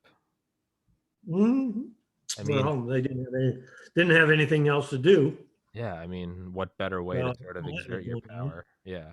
I do nothing. I watch porn at the White House. That's how high up I am. Yes, when we reported it, of course, I thought, well, a lot of people are going to get fired and thrown out of the building, but nope. They got the little letter comes out, a little memo. It says, "We've been observing that this has been going on, and yeah, we need it to cease." Nobody hung for it. I guarantee you, if Bush that would happen to his administration, there would have been no interns left. That's doing such a thing. I mean, that's insane. I mean, Yeah. I mean, there's a really good book I think you would enjoy, and it's called Air Force One. I don't know if it's on Audible. I remember reading the physical book a couple years ago, uh, but it's from FDR through, I want to say, Bush. I think it was written then. It was before Obama, but it's just firsthand accounts of the presidents on Air Force One and how Uh-huh. they said that's where you saw the real personality, because even the White House, although it's their home, it's still very much a global stage. Everything's choreographed, it's all optics. Set on the White House, you can put the press in the back, you can basically lock them in there, and then they have this little bubble, 35,000 feet, no one's around. They can do and kind of say whatever they want. They can actually be themselves. And they said that's when you'd see their personalities come out. And it's interesting. They all do have their own person. Like you said, I mean, Clinton is like, yeah, he was, kind of very relaxed, informal, playing cards a lot. But the author does a good job. And I don't think you or I can do it, but he does a very good job at being unbiased. And he goes, they all had their own methods to their madness. They're like, yeah, Yeah. Clinton would stay up till 4 a.m, but he got the job done. He just did it in a. It's kind of like the George Patton quote: Don't tell people how to do something. Tell them what you want done, and let them surprise you with their ingenuity. So Yeah. like, whereas Reagan might have been an early riser, or Bush was an early riser, or whatever, you'd have, or LBJ was an asshole or something. It's at the end of the day, like, they still got the job done. So it was kind of, you know, if you get to that level, regardless of how nice you are, if you're a mean or a good person, the reality is you have to be intelligent. You don't get to the Oval Office not being Well, intelligent. Yeah. then I think of the three that I work for, Uh, Clinton, head and shoulders above anybody when it came to Intelligence. intelligence. I Oh mean, yeah, that no, guy, yeah, you'd sit in a press conference. I mean, he'd take questions yeah, and you could not stump him. I mean, like, yeah, who's the president of Zimbabwe? yeah, He knew. He, yeah, he, he could rattle off statistics and figures yeah, all out of his head. yeah. And No, I mean, with you got it. Yeah, you got to precision, respect the intelligence. you're smart. I mean, you just tend to have a lick of common sense. I mean, how Yeah, stupid yeah, yeah, bring in a new intern and get involved in an affair at the White yeah, House stuff and the yeah, Oval Office. yeah. As But stupid as you can get. yeah, that's what this Wow. author said a lot, was like, you don't have to like them. He's like, you can dislike a president, but he was like, you got to understand, these guys are the most wildly intelligent people. He was like, you don't. He was like Nixon. He talks about it was, I forget who it was. There was a journalist that hated Nixon. He thought he was in his words, thought he was like the devil incarnate. And then he said, like, after he was impeached or left the White House or whatever, he was with him at some dinner party in Manhattan. And it's just one on one. And it's this like super liberal guy that just hates Nixon. And he goes, I'll be damned. He goes, if that wasn't the most like profound intellectual conversation I've ever had in my life. And he was like, I want to hate this guy. But it's kind of like, you don't have to like the quarterback of a team. But guess what? If they're the quarterback who just won the Super Bowl, you got to respect the game, right? And that's how I try to look at it. As much as I lean right, and as much as I like to shit on more liberal leaning people, the reality is you got to respect competence and intelligence. You don't have to like them, you don't have to agree with them, but I mean, you know, Yeah, and as a military guy, come across, and then you throw me into that environment. sure. Uh, I mean, it was a real education to start with, but what an experience, to be able to do that. And I was just in awe most of the time, no matter who was in there, Yeah. at how things operate at that level. It's just incredible. And I was just like, no way I could do this. There's just no way I could do what they do. Yeah, operates like a I'd come Swiss. across as a real buffoon compared to what they do. Yeah. That's That yeah. sometimes they do. Yeah, sure, yeah. Some of them, and then you got to remember, they all have their own flaws. I mean, Oh shoot. Kennedy, I mean, how sharp was Kennedy? But Kennedy was having girls climb out the back window before Jackie got home. I Yeah. mean, like, that's insane. And then not only that, like, the press would agree to be quiet. Like, Johnson used to answer questions on the toilet. but it was like a gentleman's agreement that they weren't going to make the president look like an idiot. So they never would say in the papers, while he was pooping with his pants down, he answered questions. But it was just, it's this. Yeah. Truman would have the, and again, I'm sorry, I know I keep interrupting you. There's like a 1 second delay between you and I. So, but Truman used to fly over the states, or when he was flying over the states of senators that he didn't like, he would have them dump the septic tank. A great story. Truman was insane. They said he would come out of the bathroom. He said his pants around his ankles. He'd come out like, he'd just, how Truman looked insane sometimes. Yeah, he'd come out clapping and he'd be like, take that. And they'd be like, I think like one of the running jokes was like, it wasn't enough that he dropped 2 bombs on Japan, so he's still dropping bombs at home. But like, it's, yeah, LBJ used to take his penis out on Air Force One. Swear to God, he would take it out, and apparently he was just well hung, and he would take it out, and it's take it for what you will. You don't do that stuff anymore, No. JFK used to go on there and have a couple drinks, take the medicine for his back, and pass out, and then his dog would run up and down the aisles, and no one ever wanted to tell the dog to shut up because it was the president's dog. Yeah. Yeah. Well, I don't know.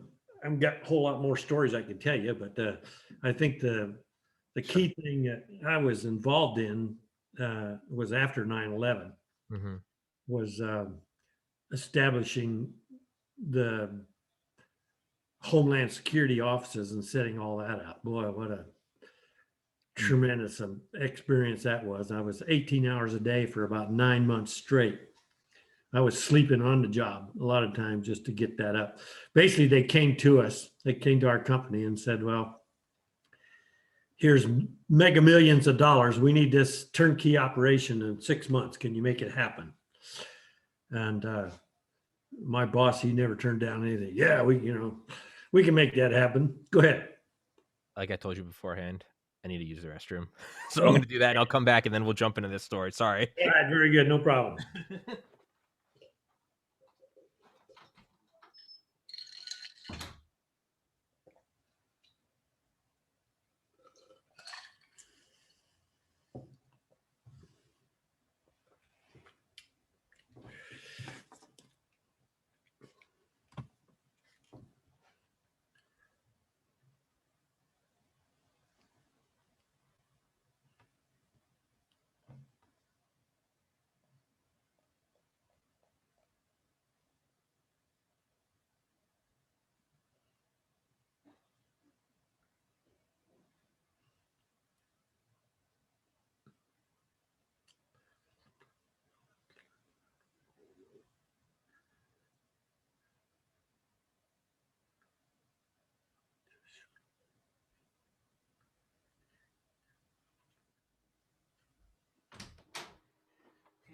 We are back. Thank you for your patience. So you remind me, you raise your hand, go to the bathroom.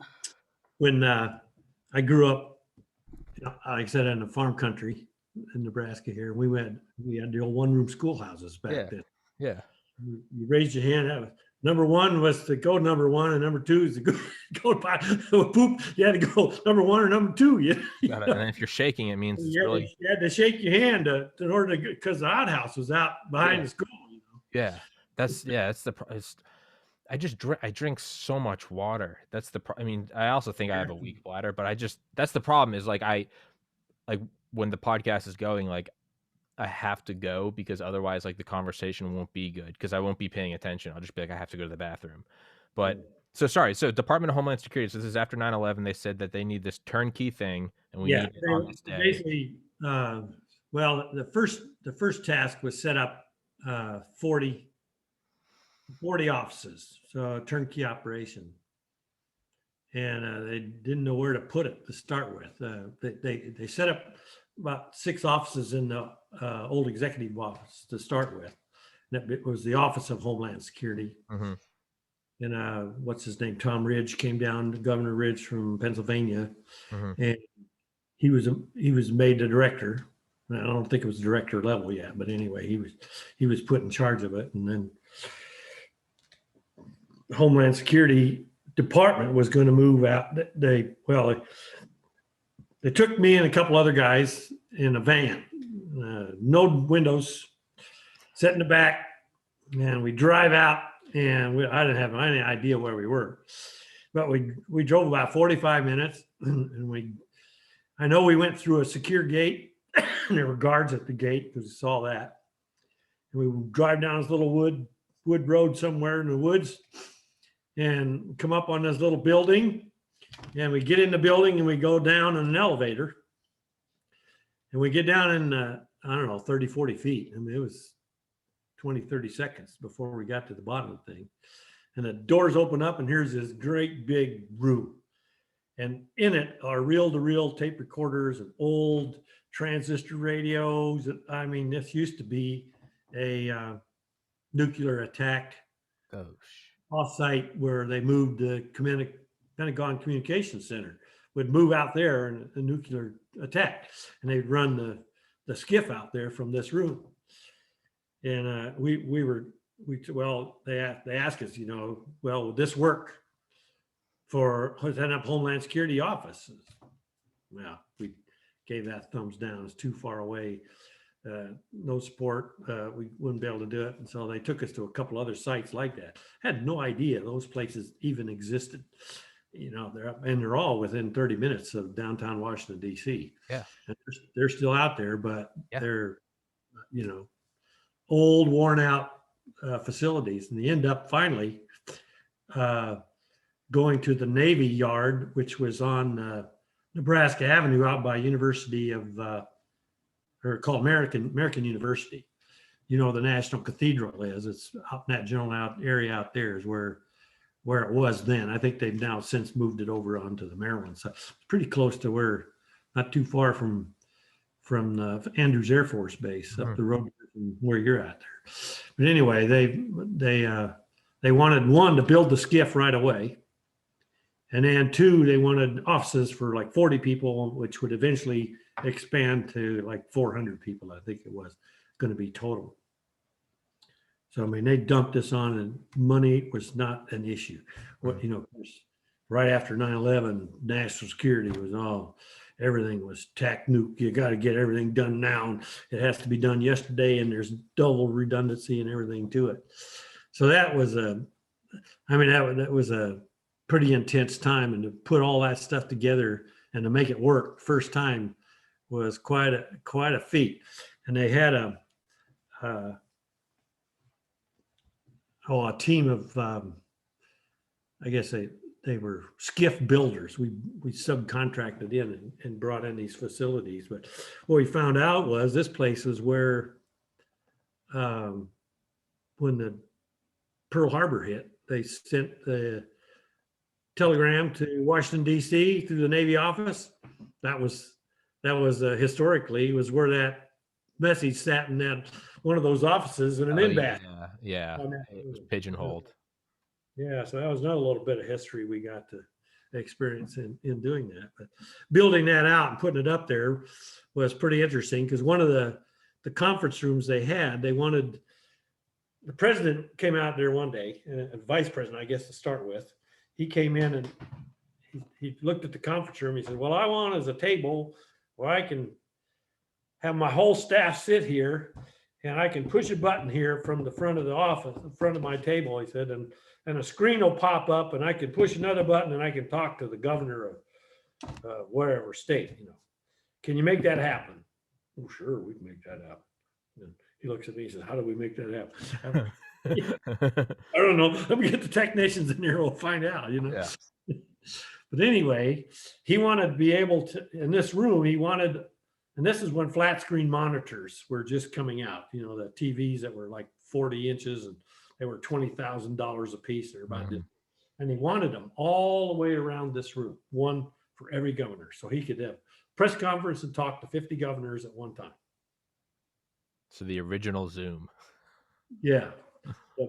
Yeah, exactly. And this was, way ahead of what technology was at the time. When you're going to do a video teleconference with 50 people at the same time to wire that control board up to that would happen. That was a real feat.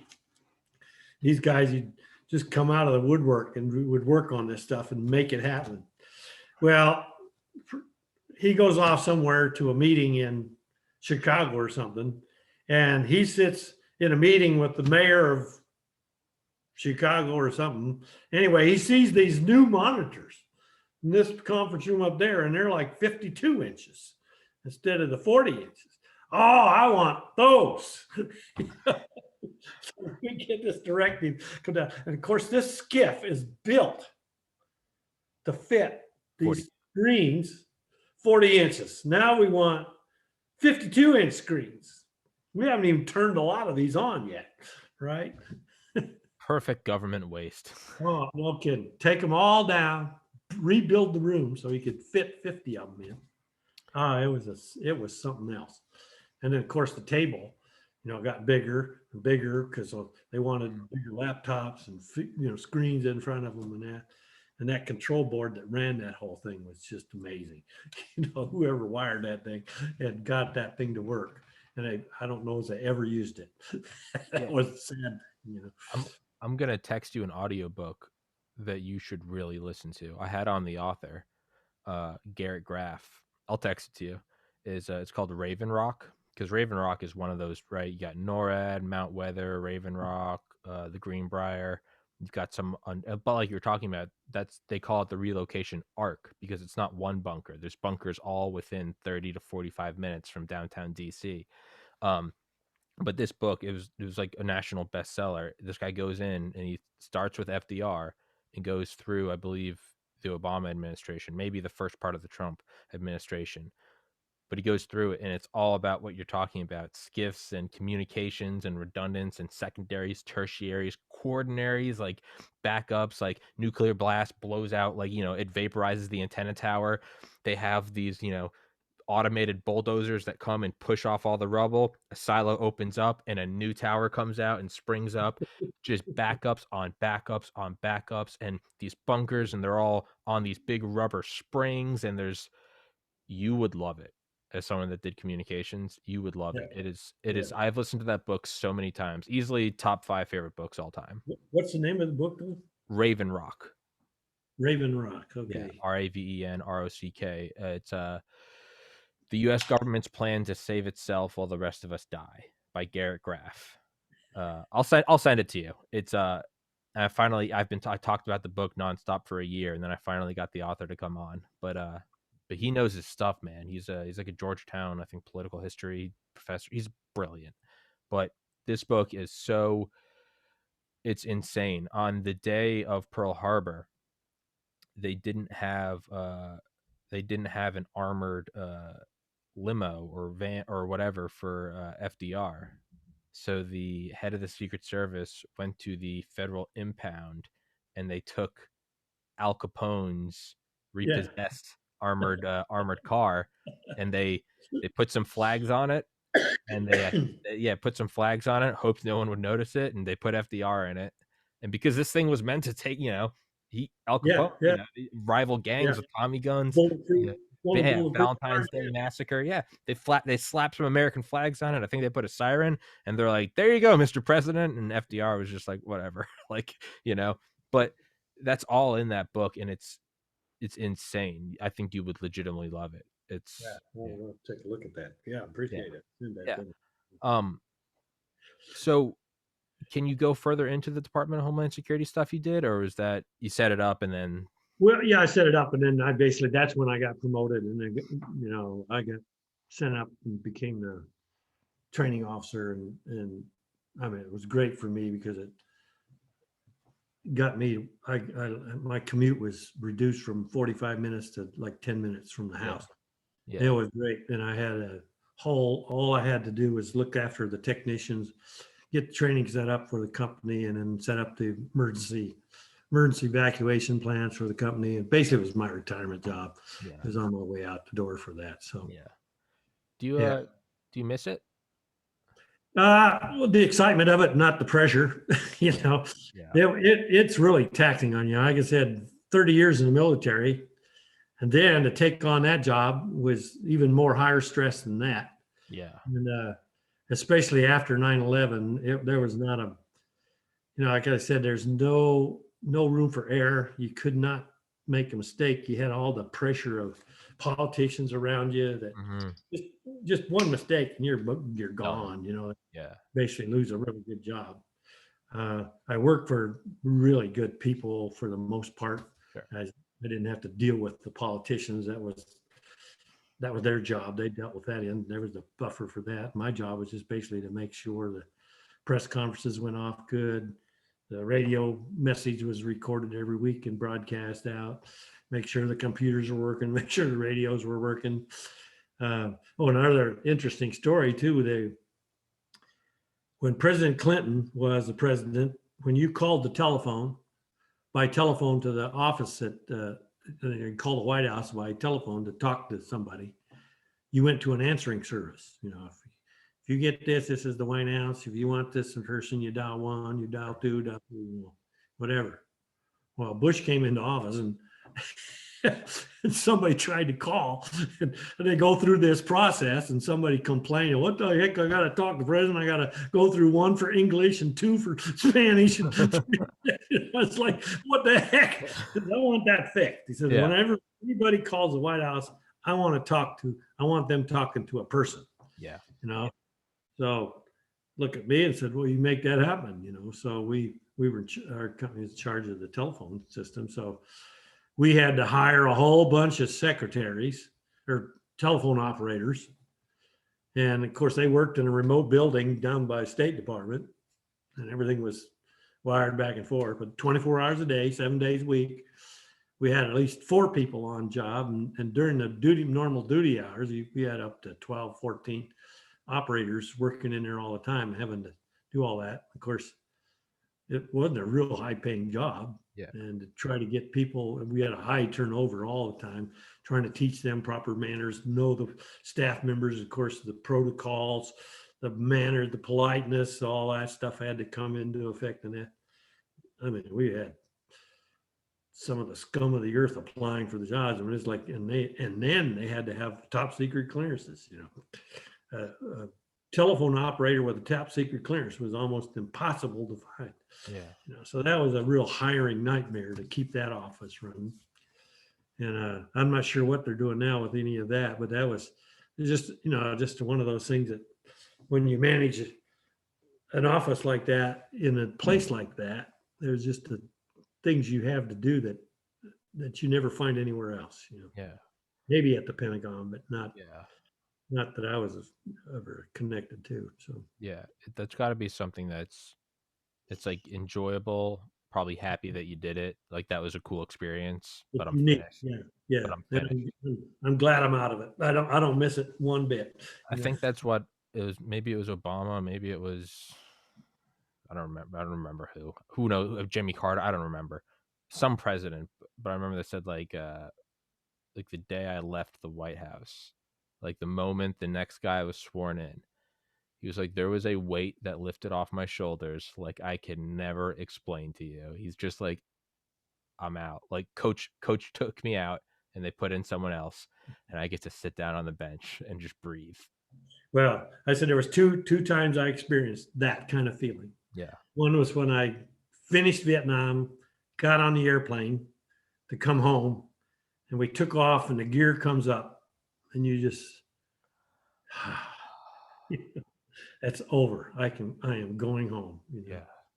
And the same thing happened, basically the same feeling when I walked out of there the last time, and you take your badge off and you lay that baby down and you say, I'm not coming back in here unless I'm with somebody that's got one. Yeah. I'm finished. Like, it is over. Did done. your part. You served.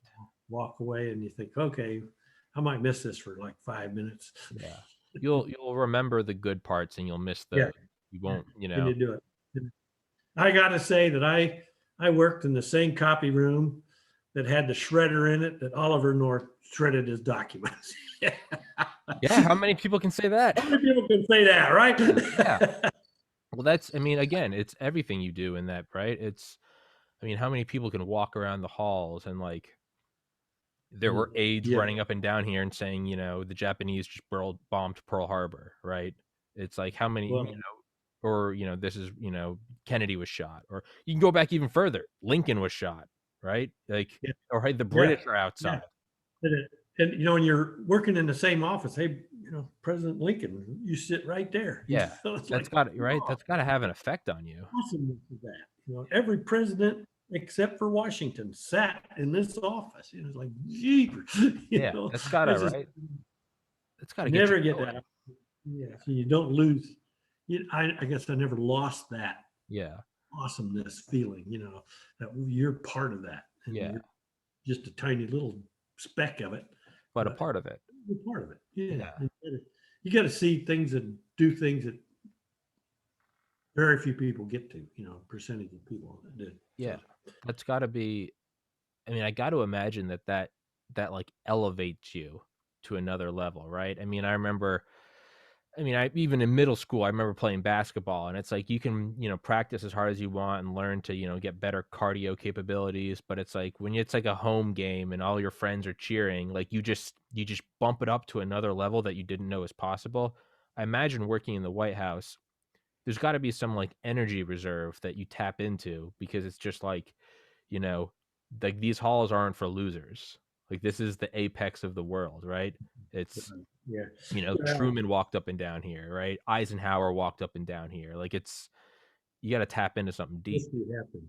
Yeah, And that way, when you go up on the Capitol Hill and that too, or any of those buildings, one of the crazy things during Civil War, right across the street from the White House on the west side on 17th Street was the jail where they kept senior ranking Civil War Southern officers. Jesus. You know that? No, that's got yeah, And I had no idea. We know now it's just an office building of some kind, but they've yeah, got a little room down in the basement where one of the cells you can walk down in there and see what the cells look like. yeah, Didn't yeah. realize that was here. And then you walk to the end of that hallway. There's this big steel door. You open that steel door, and it's a tunnel underneath the street that goes to the White House. President Lincoln used to walk across that tunnel and come over and BS with the soldiers that were in the jail. So Come what? over, come That's over and talk shit. yeah. It's like Insane. little stories like that you Yeah. can't say. FDR had a ramp, obviously in a wheelchair. FDR had a ramp that they they built a special tunnel because they had a bunker under the White House that was, I think, fully built for the first time for Truman. But a couple of years prior, they realized they didn't have something like that. So what they did is they built a ramp under the, if I remember correctly, under the White House. I don't know how long this was or if it was a series of ramps, but it went to the Fed, it went to the Treasury or whatever, because they figured they're like, hey, that vault that they have, it's better than any bomb shelter we have. So it's just like that's another weird is, and the company that made vault doors, it's called the Mosler Safe Company, Mosler, if I recall correctly. FDR was like, so they had this like, their Secret Service was like, we're gonna roll you down this ramp, and they specifically made it a ramp, so even if we're all dead, you can roll down, you go into this vault where all gold is. But the Mosler Safe Company was also, is an international company. They made some of the vault doors for banks in Hiroshima and Nagasaki, and part of it was a No granted kidding. little morbid, but their selling point is like owners of these banks that did survive, they were like, hey, despite the fact that 150,000 people were just killed, they're like, for whatever it's worth, none of the papers in here even got wrinkled.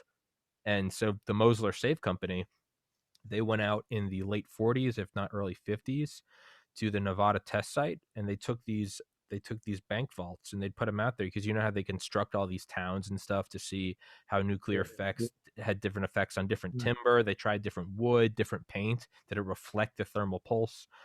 The Mosler Safe Company went out there and they were like, hey, let's build this safe, and they put in all these documents. And so of course it's the 40s, so it's this ornate, almost like Victorian safe, and the blast goes off, and obviously it like destroys all of like the engravings and the ornate little pieces of decoration and whatever, but the inside of it was absolutely fine. Like there was like chinaware inside, papers, And so they used it as an advertisement stunt. And this is all in Raven Rock, the book I'm going to send you. They used it as like an advertisement stunt. They're like, hey, look, like, you know, a nuke can go off a mile away. Well, the government looked at it and they were like, hey, do you want to make bank doors or do you want some lucrative government contracts? So the Mosler Safe Company started making all the vault doors for all the bunkers, all the continuity of government COG bunkers, including the big doors in NORAD, Mount Weather, the Greenbrier Hotel, Raven Rock, Site R, all of these things. Mosler made the doors for them, and that's how they started to get their money, because they realized they're like, hey, these guys know how to make a door that will survive a nuclear blast. I don't know how I got on that tangent, but yeah, little side story. Yeah, yeah. Well, that's a good story too. Yeah, Yeah, yeah. yeah. It's just Where's the company located? Are they still in business? Do you know? Mosler. Must be, aren't they I would guys? imagine they're still in business. I don't think they ever stopped building those things. I think the ones we know about are the Yeah, ones that are defunct. I don't think they ever stopped building them. It's yeah. I have there's to some look that up. It'd be yeah. interesting to find out. It is an incredible book. It's insane, but yeah. What the title? Is that a call sign or something, or a code name, or what? Raven Rock. I Raven believe Rock. it's the code name for what it is. Is it's the actual, I guess, bunker or facility. It's called Site R, SITE space R, Site R. Mhm. I think it was like the newer iteration of Mount Weather. I think it was closer by. I don't remember what it was for, but it's called Site R. And I think their logo was like a raven, and so it kind of became known as Raven Rock. But that's just the name the guy chose for the book. But the book is about like nuclear bunkers and its Yeah, continuity of government, how the government survives in the case of all the backup governments like the B team, the C team, the order of succession, documents, saving money so that in a post-nuclear world they could start to have currency again. The post office was supposed to act as it would carry out the dead. It would go around and they would deliver like vaccines in case of like biological warfare. It's all this crazy, crazy stuff, and a lot of double uses. The freezers and the bunkers would double as morgues, or so they could put the bodies in there without having them rot. It's it's insane. The Greenbrier Hotel, which was for Congress, it was and no one knew about it until it was declassified. But it was a bunker for Congress, hiding in plain sight, that they could go to, and they all had their own cot, they all had their own desk with their name on it, and like you said, it's all, the more important guys had bigger desks with bigger shinier plaques. they, yeah. they kept all their prescriptions there, even back into the 70s. I mean, what are you on? Are you on this antibiotic? Are you on this heart medication? They kept like a year's worth of their medications there, and then when someone would get voted out and a new senator or congressman would come in, they'd switch everything. They'd have all their documents there. They'd have changes of clothes so that when they came on, they could take off their irradiated clothes and burn them. And there was even a stash of alcohol in case of any alcoholic senators needed to be weaned off. They can't have someone going through delirium tremens in a nuclear war. And then there was also a lot of birth control and condoms, because they were bringing secretaries out there, and these people weren't stupid. They're like, all these guys cheat and they all have mistresses. It's a crazy book. I think you would love it. I love it. I've never once introduced that book to someone who's not enjoyed it. You don't even have to be a big fan of this stuff. It is so wildly interesting. Yeah. I think you'd Well, love it it. definitely got my interest in it. Yeah, oh yeah, and especially all the communications and stuff, the flash, the different levels of community, the backbone. It's all insane. It's yeah, I'll text a link to you. But you and I we just did another 2 hours, man. We did back-to-back 2 hour podcasts. Whew. Yeah. Hey, well, that's a sign of a good podcast, is when I can talk to it, because I normally start to burn out around an hour. The fact that you and I have done back-to-back 2 hours, man, that means you're a good guest. For whatever it's worth, that means you're a good guest. Yeah. Thanks. Yeah. I'm gonna send you that list of guests that you mentioned to me yesterday. Yeah, I said I was going to give you that today. I promise you, I'll get that in the email. I'll No email that rush. to you. No rush. No, Yeah. there's no rush at all. I was just gonna, get the ball rolling. And like I said, for every 10 guests I ask, one says yes. So I mean, if I can even get one of those guys, that would be. I would love to get all of them, but I mean, yeah, no, it's no rush, man. It's do it whenever you want. It's I don't want to make a chore. Yeah. Well, if I don't do it right away, I'll forget it and not get it. Okay, well then I'm gonna hold you to it. I'm gonna make you do it right away. Yeah, hold me to it, and I'll get it. If you haven't got it by 48 hours, send me a signal. I'll remind me. I'll get it. I will. I absolutely will. And yeah, so everyone listening to this one, go check out the episode yesterday. We talked about your time in Vietnam as a pilot. And well, we're at 1:59:32. We got 26 seconds left. I'm gonna push it to where we have 2 hours. We got to do it. We're so close. So there are people that like donate to the podcast, and I decided yesterday I was gonna start reading them out. Right now there are 3 people that donate: Kyril, AJ, and Garrett. So shout out to those guys. And we're running down the clock. We got 6 seconds left to go for 2 hours. All right, very good. Well, no, we can't go yet. It can't go yet. 2 hours. Now we're good. Now you can go. Yeah. Mr. Beckenhauer, thank you so much, sir. I'll send you a link when it's up, probably be up tomorrow, and I'll send you a text right now so that I follow up with you on those guests. And thank you so much for coming on, man. And those are some awesome stories, and I definitely hope to have you on a third time sometime if you can scrounge together some more stories. Yeah, I can talk about retired life. Yeah, let's do that. Let's do that. I'm down for that. That's why I tried to get on General Mattis. I wrote a letter to his secretary, and I asked if General Mattis would come on and talk about retirement. And she said that he now, he's not holding any office anywhere or any places. He's probably got a cushy job. Executive board level, making $400,000 a year, doing nothing. Just doing nothing, just waving. Probably good for him. I would too. So I can't fault him. But Mr. Beckenhauer, thank you so much, sir. And as always, everybody, God bless America. Stay safe, love each other, and thanks for watching. Right. Have a good one, man. Bye-bye.